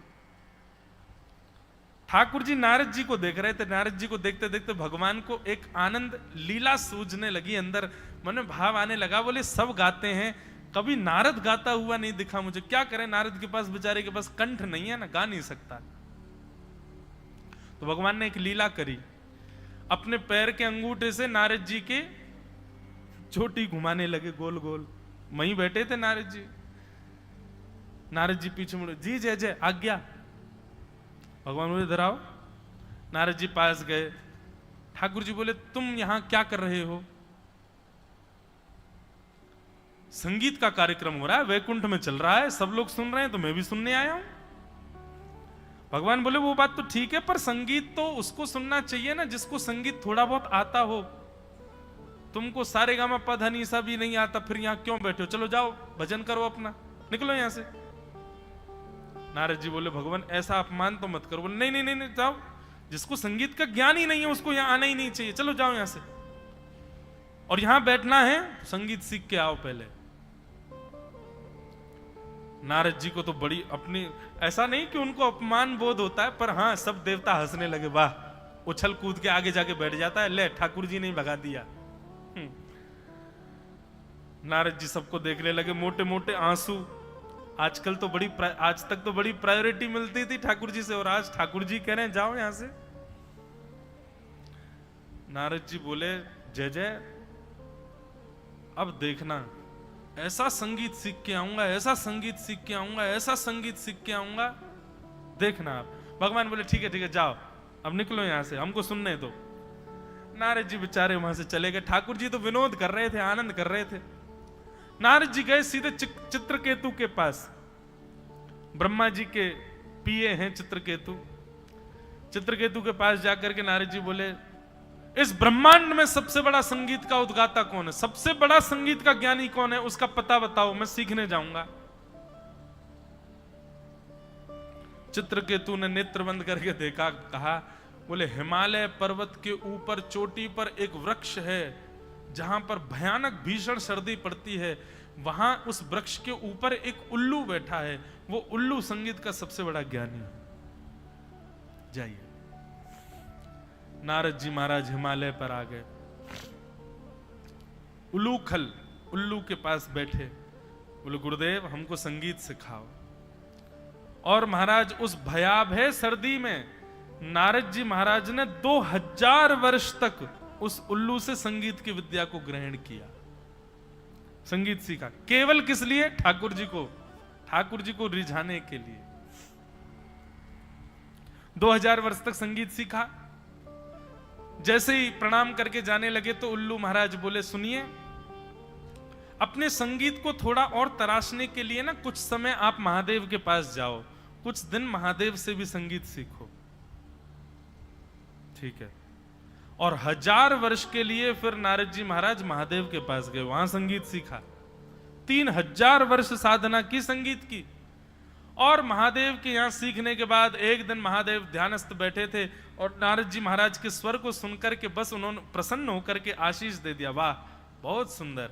बस महादेव बहुत सुंदर बोलते हैं, उसके बाद क्या करना। 1000 वर्ष वहां साधना सीखने के बाद नारद जी बोले अब सुनाऊंगा ठाकुर जी को, मुझे भगा दिया था वहां से। अच्छा, ये कोई प्रतिस्पर्धा या ईर्ष्या नहीं, ये प्रेम जहां प्रेमी होते वहां ऐसी बात हो जाती है ना। नारद जी बोले मुझको भगा दिया था सभा से, तुम जानकार नहीं हो, अब देखना ऐसा गाऊंगा, ये हा हा हु गंधर्व भी मेरे सामने नतमस्तक हो जाएंगे। अरे सरस्वती का स्वर भी मेरे सामने फीका लगने लगेगा। ठाकुर जी के प्रति थोड़ी सी लड़ाई झगड़े की भाव आ जाए यहां तक तो ठीक था, पर हा हा हु गंधर्व और सरस्वती, इनके प्रति जो ईर्ष्या का भाव आया ठाकुर जी को ये प्रिय नहीं था।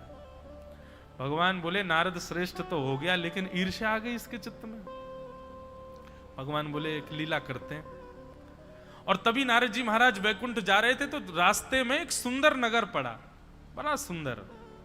वहां के लोग इतने सुंदर कि एक किसी भी व्यक्ति को देख लो उसी को देखते रह जाओगे, इतने सुंदर।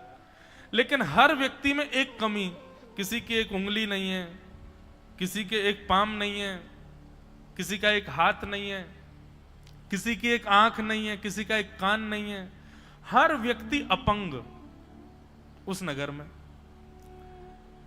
नारद जी महाराज बोले कितनी सुंदर नगर, मैं 3000 वर्ष की साधना में गया, एक नया नगर ही बन गया, लेकिन भैया इस नगर में सब लोग अपंग जैसे क्यों हैं? एक भी व्यक्ति परिपूर्ण नहीं है। नारद जी ने एक भैया को रोका, सुनो सुनो सुनो, ये कौन सा नगर है और इस नगर के लोग इतने सुंदर हैं, मेरी तो नजर ही नहीं हट रही है, पर मेरे मन में संशय आ रहा है कि आप सब लोगों के हाथ पांव और ये हाथ पैर अपंग क्यों हैं? वो कहने लगे अरे भैया बस पूछो मत, इस नगर का नाम है संगीत, और हम लोग जो तुमको दिखाई दे रहे हैं ना, हम संगीत की सब राग रागनियां हैं। मैं भीमपलासी राग हूं, वो जो बिना पैर के घूम रहा है ना बेचारा लंगड़ा सा, वो भैरव राग है, वो भैरवी राग घूम रहा है वहां पे, उसकी एक हाथ नहीं है।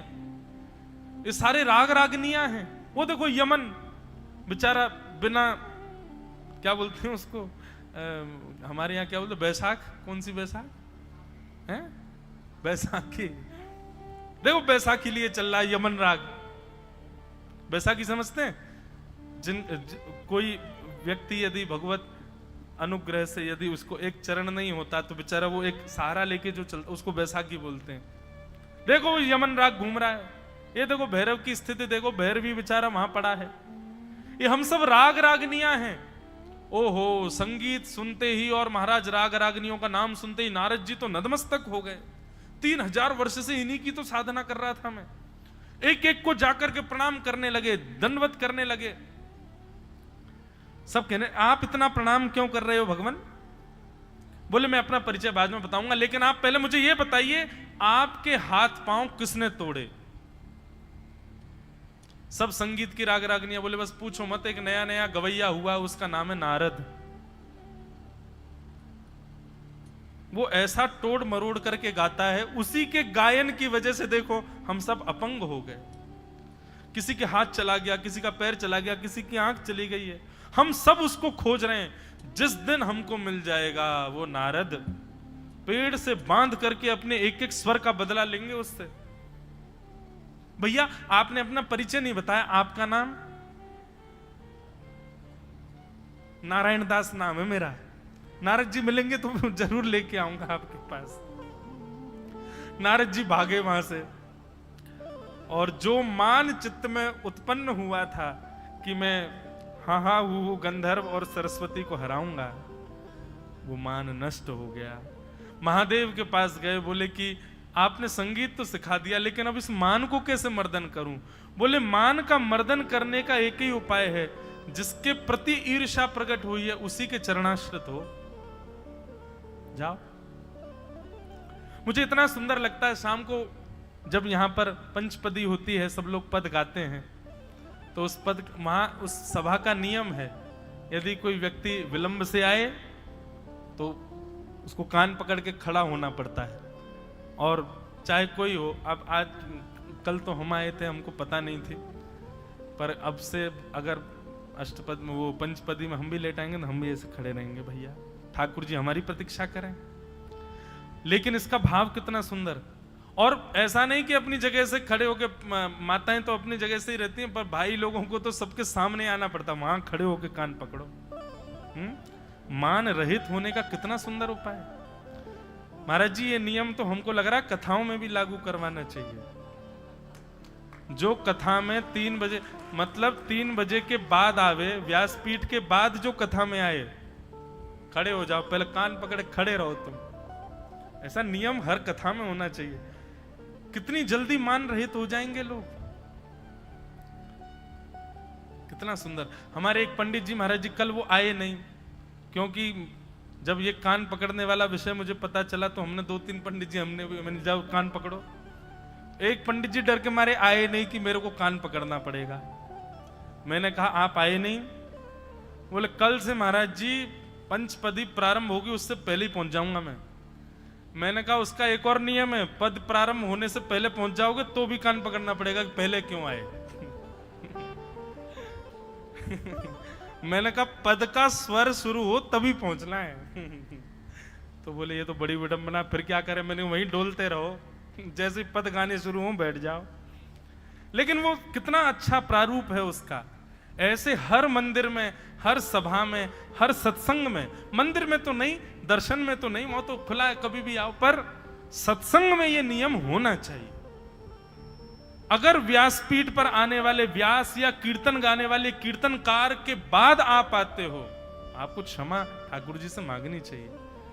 आप विचार करो, कभी भी पदावली होती है, कहीं भी कीर्तन होता है, संकीर्तन होता है, ठाकुर जी पहले आके बैठते हैं। सबसे पहले कथा में आने वाले श्रोता कौन है? ठाकुर जी। सबसे पहले ठाकुर जी आते हैं और सबसे विलंब से हम लोग आते हैं।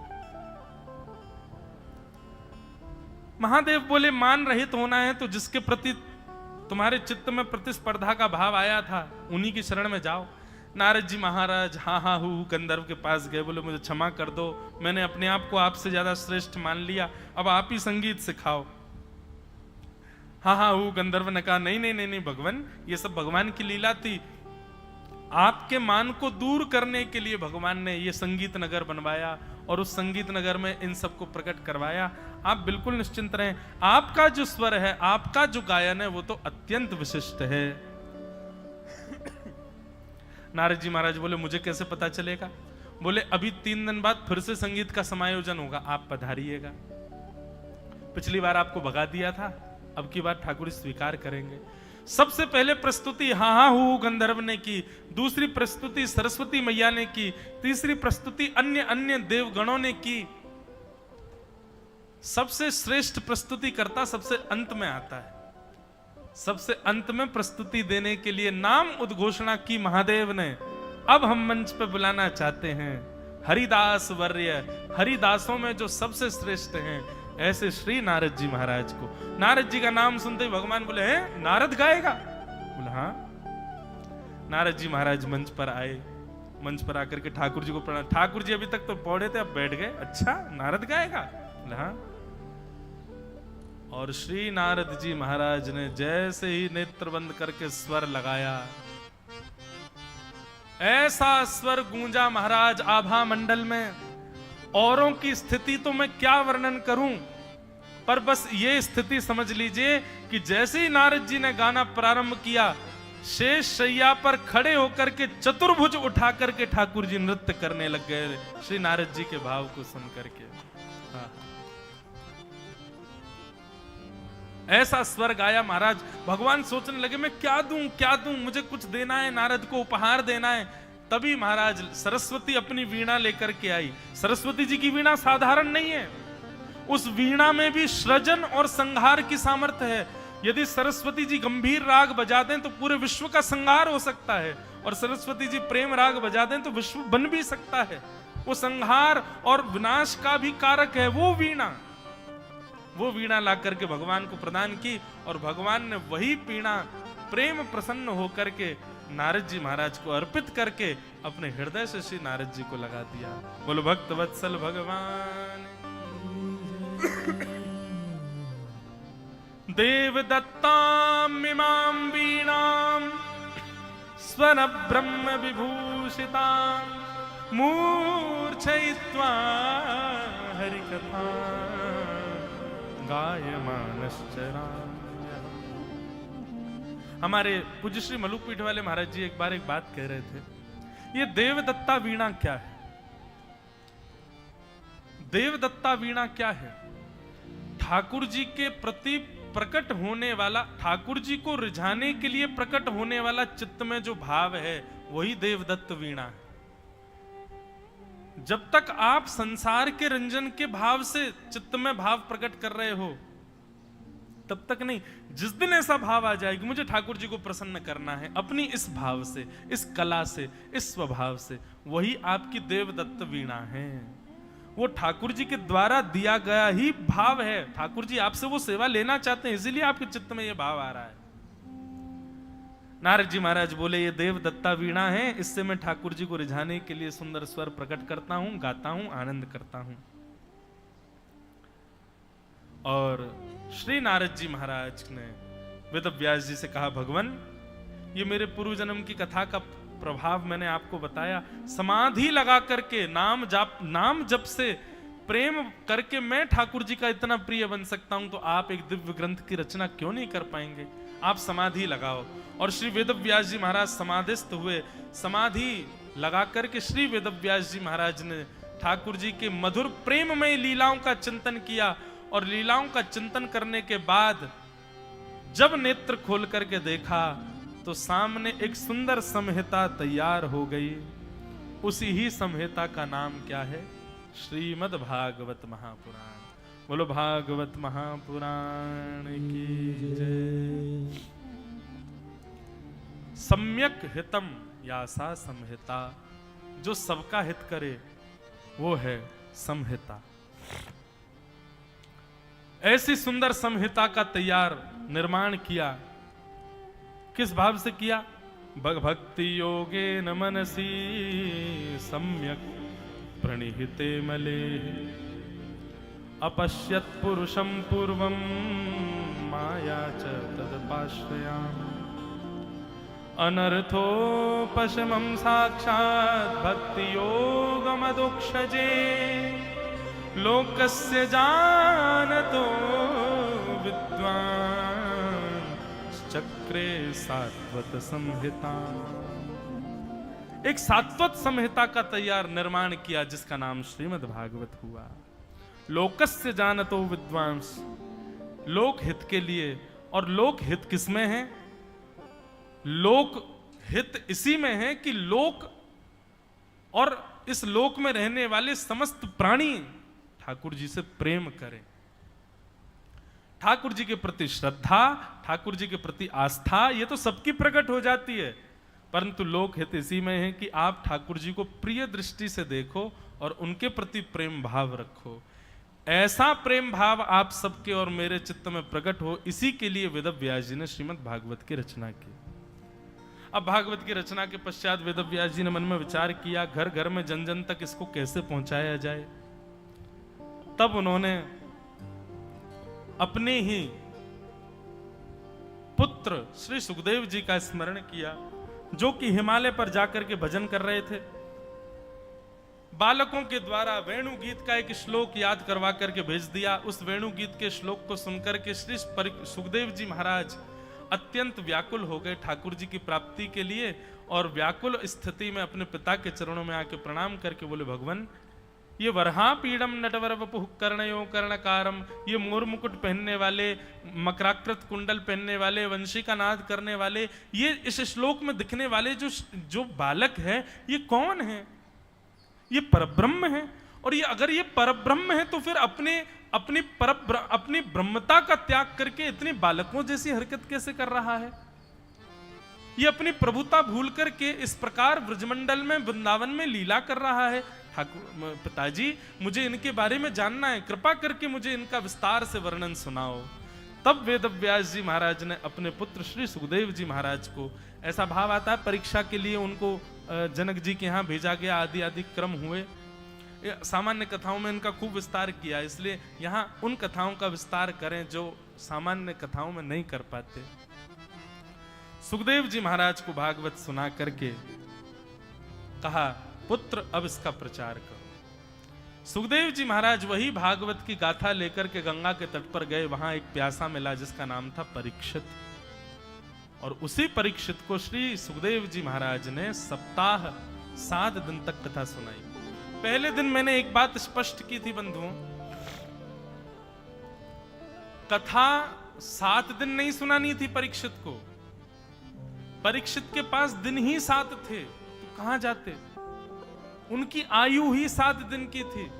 यदि उनको 1 महीना में मृत्यु का श्राप मिलता तो शायद सुखदेव जी के प्रवचन 1 महीने तक ही चलता। भागवत कथा की कोई अवधि नहीं होती बंधुओं, कितने दिन सुनो। अब जिस गति से अभी हम लोग चल रहे हैं, इस गति से तो चातुर्मास की कथा करवाओ, तब जाकर के कृष्ण जन्म होगा। महाराज जी आज्ञा कर रहे हैं, कराओ चातुर्मास और कराओ इनके। महाराज जी, और ये बात सत्य कह रहे हैं, हम गायत्री जप कर रहे थे, उसी समय ऐसा एक दृश्य दिखा कि एक बार चातुर्मास के लिए आए हैं और यहां बैठ के कथा सुना रहे हैं। अब ये हमारे घर वाले सुन रहे होंगे तो डंडा लेके बैठे होंगे, आने दो इसको, 4 महीने कथा करेगा।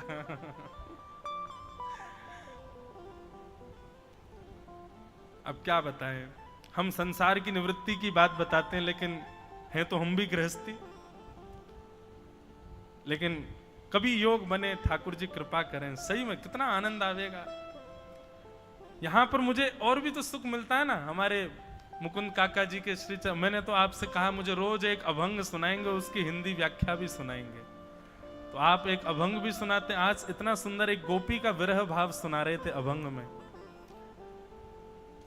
अब अभंग तो हमको याद होगा नहीं, लेकिन हाँ, चातुर्मास जब होगा तब तो यहाँ पे हमको मराठी भी याद हो ही जाएगी, और फिर अभंग भी एक आध दिन तो अभी मैं सुना ही दूंगा, 2-4 दिन में एक अभंग तो गाऊंगा।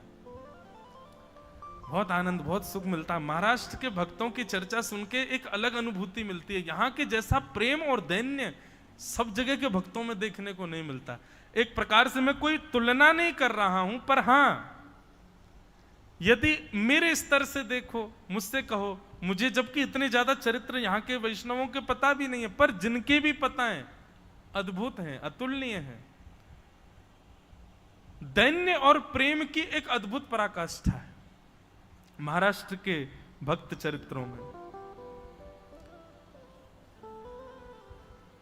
तो कभी चातुर्मास भी करेंगे और 4 महीना कथा सुनाएंगे और 4 महीना तक खूब उपासना साधना करेंगे, गंगा जी में खूब डुबकियां लगाएंगे, आनंद करेंगे। और चातुर्मास का समय भी श्रावण के आसपास ही आता है, तो उस समय तो यहाँ और सुंदरता, हरियाली चारों तरफ, ऊपर से मेघ गरजेंगे, बरसेंगे, और महाराज गोदावरी जी भी अपने पूर्ण चरम पर बहेंगी, पता ही नहीं चलेगा कब कहां डूब रहे हैं, पाम ही नहीं पाएंगे, उठा उठा फेंकेंगे एक दूसरे को, खूब आनंद भी होता है।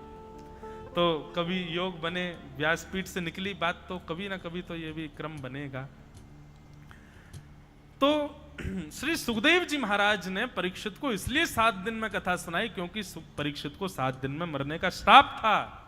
बाकी वो इस भाव से नहीं गए थे कि 7 ही दिन सुनानी है, जब तक इसकी अंतिम श्वास नहीं आएगी तब तक कथा श्रवण कराएंगे।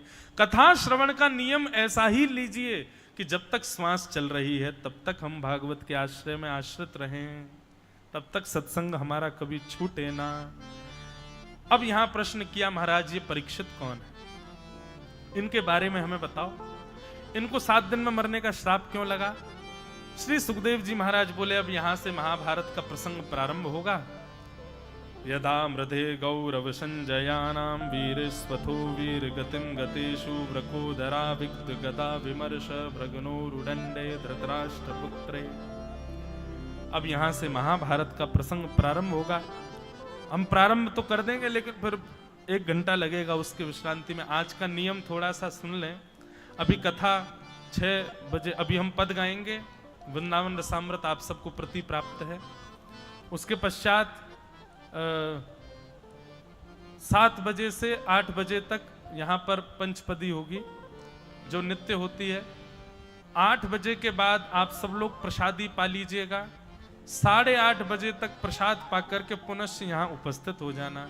हमारे श्री गिरधर लाल जी विराजमान होंगे। और फिर अभी कुछ मन में तो आया नहीं है कि क्या उत्सव करेंगे, जो मन में आता जाएगा। होली भी कर देंगे, डोल भी कर देंगे, नंदोत्सव भी कर देंगे, सारे उत्सव आज ठाकुर जी के यहाँ करेंगे। और उत्सव करने का कारण अब यहाँ होते रहेंगे, 2-4 दिन बाद, 5 दिन बाद फिर एक उत्सव करेंगे। ठाकुर जी भी 1 महीना यही है, हम भी यही है, कहाँ जा रहे हैं, तो यही उत्सव करेंगे, आनंद लेंगे ठाकुर जी का। बंधुओं, ये जो पद आपको प्रति प्राप्त हुई है 15 अप्रैल 2023 को, महाराज जी ये पद की विशेषता ये है कि अभी वृंदावन में खूब वैष्णव इसको गाते हैं। लगभग वृंदावन आने वाले हर वैष्णव इसका पाठ करते हैं।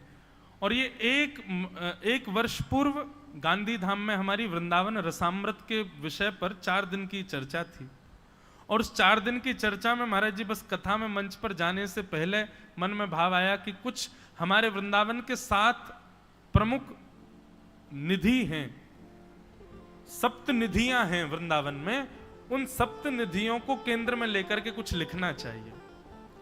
और तब बस ठाकुर जी हमारे लाल जी की कृपा से इस पद की रचना हुई, और इसकी पदना रचना हुई, फिर तो खूब गाया लोग, अब आज भी खूब वृंदावन में गाते हैं। और हम अपनी हर कथा के हर दिन विश्राम में इस पद को ही गा करके कथा विश्राम करते हैं। अभी यहाँ 4 दिन से नहीं गा रहा था तो अटपटा भी लग रहा था, क्योंकि हर कथा का विश्राम इसी पद से ही होता है। पर आज इसको 1 वर्ष हुआ है, श्री दत्तात्रेय प्रभु कृपा करेंगे और महाराज जी अनुग्रह करेंगे, गोदावरी जी कृपा करेंगी, हमारे वेद पुराण के सब निष्णात विद्वान यहाँ कृपा करेंगे, तो निश्चित ही ऐसे पद हमारे लाल जी और अनुग्रह करके देते रहेंगे, उससे सबका कल्याण होगा। थोड़ा सा जानकारी दें, सप्तनिधि महाराज जी वज्रनाभ भगवान के परपौत्र ठाकुर जी के लीला गमन के बाद जब वृंदावन गए, भगवान की 16,100 पटरानियों को लेकर के, ठाकुर जी तो लीला पूरी करके चले गए, 8 पटरानियां संग चली गई, 16,100 रानियों को लेकर वज्रनाभ आए वृंदावन। वृंदावन में कोई नहीं था, उजड़ा हुआ वृंदावन था। वज्रनाभ अपनी माताओं को दुखी व्यथित देख नहीं पाते थे, तब उन्होंने सांडिल्य मुनि से आज्ञा ली, और आज्ञा लेकर के कहीं कहीं ऐसा बताते हैं कि कंस के कारागृह में, जिस कारागृह पर भगवान का अवतरण हुआ था और जिस शिला पर ठाकुर जी प्रकट हुए, उसी शिला से वज्रनाभ ने ठाकुर जी के विग्रहों का निर्माण कराया। कालांतर में कलयुग में फिर वही स्वरूप, 3 स्वरूप ठाकुर जी के भूमिगत हो गए, पृथ्वी में चले गए। फिर हमारे वृंदावन में रसिक जन, आचार्य जनों ने आकर के अपने भजन बल से और अपने भाव बल से उन ठाकुर जी को पुनः प्रकट कर दिया। तो इन सप्तनिधियों में 3 निधि तो वो हैं जो वज्रनाभ के द्वारा बनवाए हैं। कौन कौन से? श्री गोविंद देव जी, जो कि अब जयपुर में विराजते, पहले वृंदावन में थे, मुगलों के आने पर जयपुर चले गए। दूसरे श्री मदन मोहन जी, जो करौली राजस्थान में विराजते हैं, ये भी पहले वृंदावन में थे, मुगलों के शासन पर ये भी राजस्थान चले गए वृंदावन से। तीसरे श्री गोपीनाथ जी, ये भी अभी जयपुर में विराजते हैं, ये भी मुगल शासन के समय पर चले गए। चौथे ठाकुर जी हमारे वृंदावन के श्री राधा रमण लाल, जिनको गोपाल भट्ट गोस्वामी जी ने प्रकट किया। नृसिंह चतुर्दशी थी, गोपाल भट्ट गोस्वामी बोले, आप प्रहलाद के लिए खंभ से प्रकट होते हो, क्या मेरे लिए शालिग्राम से प्रकट नहीं होगे? मुझे शालिग्राम नारायण स्वरूप है, पर मैं भी आपका श्रृंगार करना चाहता हूं, मैं भी आपको मुकुट धराना चाहता हूं, मैं भी आपको बाकी अदा में देखना चाहता हूं। प्रहलाद के भाव से आर्तनाद करते हुए जब व्याकुल हुए श्री गोपाल भट्ट गोस्वामी, तो चौथे निधि हमारे वृंदावन में श्री राधा रमण लाल प्रकट हुए। 5वें हमारे वृंदावन में महादेव के घर के ठाकुर जी, जैसे सबके घर के गोपाल जी होते हैं, ऐसे ही महादेव के घर के ठाकुर जी, श्वेत द्वीप में महादेव जिनकी सेवा करते हैं, ऐसे श्री राधा वल्लभ लाल जी प्रकट हुए। 6वें ठाकुर जी हमारे वृंदावन में श्री जुगल किशोर जी प्रकट हुए, जिनको श्री हरिराम व्यास जी ने प्रकट किया, जो कि अब पन्ना में विराजते हैं मध्य प्रदेश में। और 7वें निधि हमारे वृंदावन के श्री बांके बिहारी लाल, जिनको श्री स्वामी हरिदास जी ने प्रकट किया। तो इन 7 निधियों को इस पद में प्रणाम किया गया, और इनको प्रकट करने वाले आचार्यों को भी प्रणाम किया। और 8वीं पंक्ति में जिनकी कृपा से ये पद प्रकट हुआ है, ऐसे हमारे लाल जी जो आज आएंगे, उनको प्रणाम किया गया, उन्हीं की कृपा से ये पद निर्माण हुआ है। सब लोग बड़े प्रेम और भाव से गाओ। आज वृंदावन आ रहा है, पद में, कथा में आज वृंदावन आ रहा है, तो अब सुन जो, कल से वृंदावन ही वृंदावन चलेगा। 1 महीना पर्यंत पूरे वृंदावन की लीलाएं सुनेंगे। सब लोग भाव से मेरे साथ में गाओ।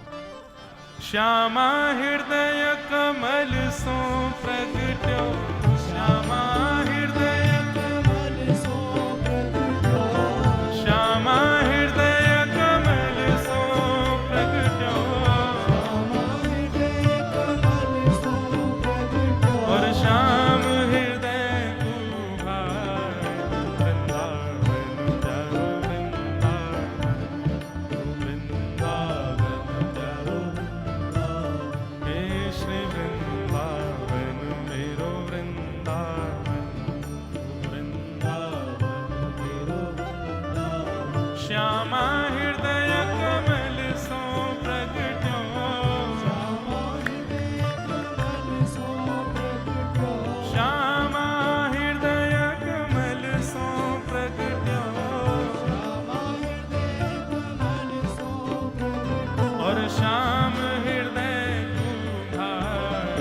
वृंदा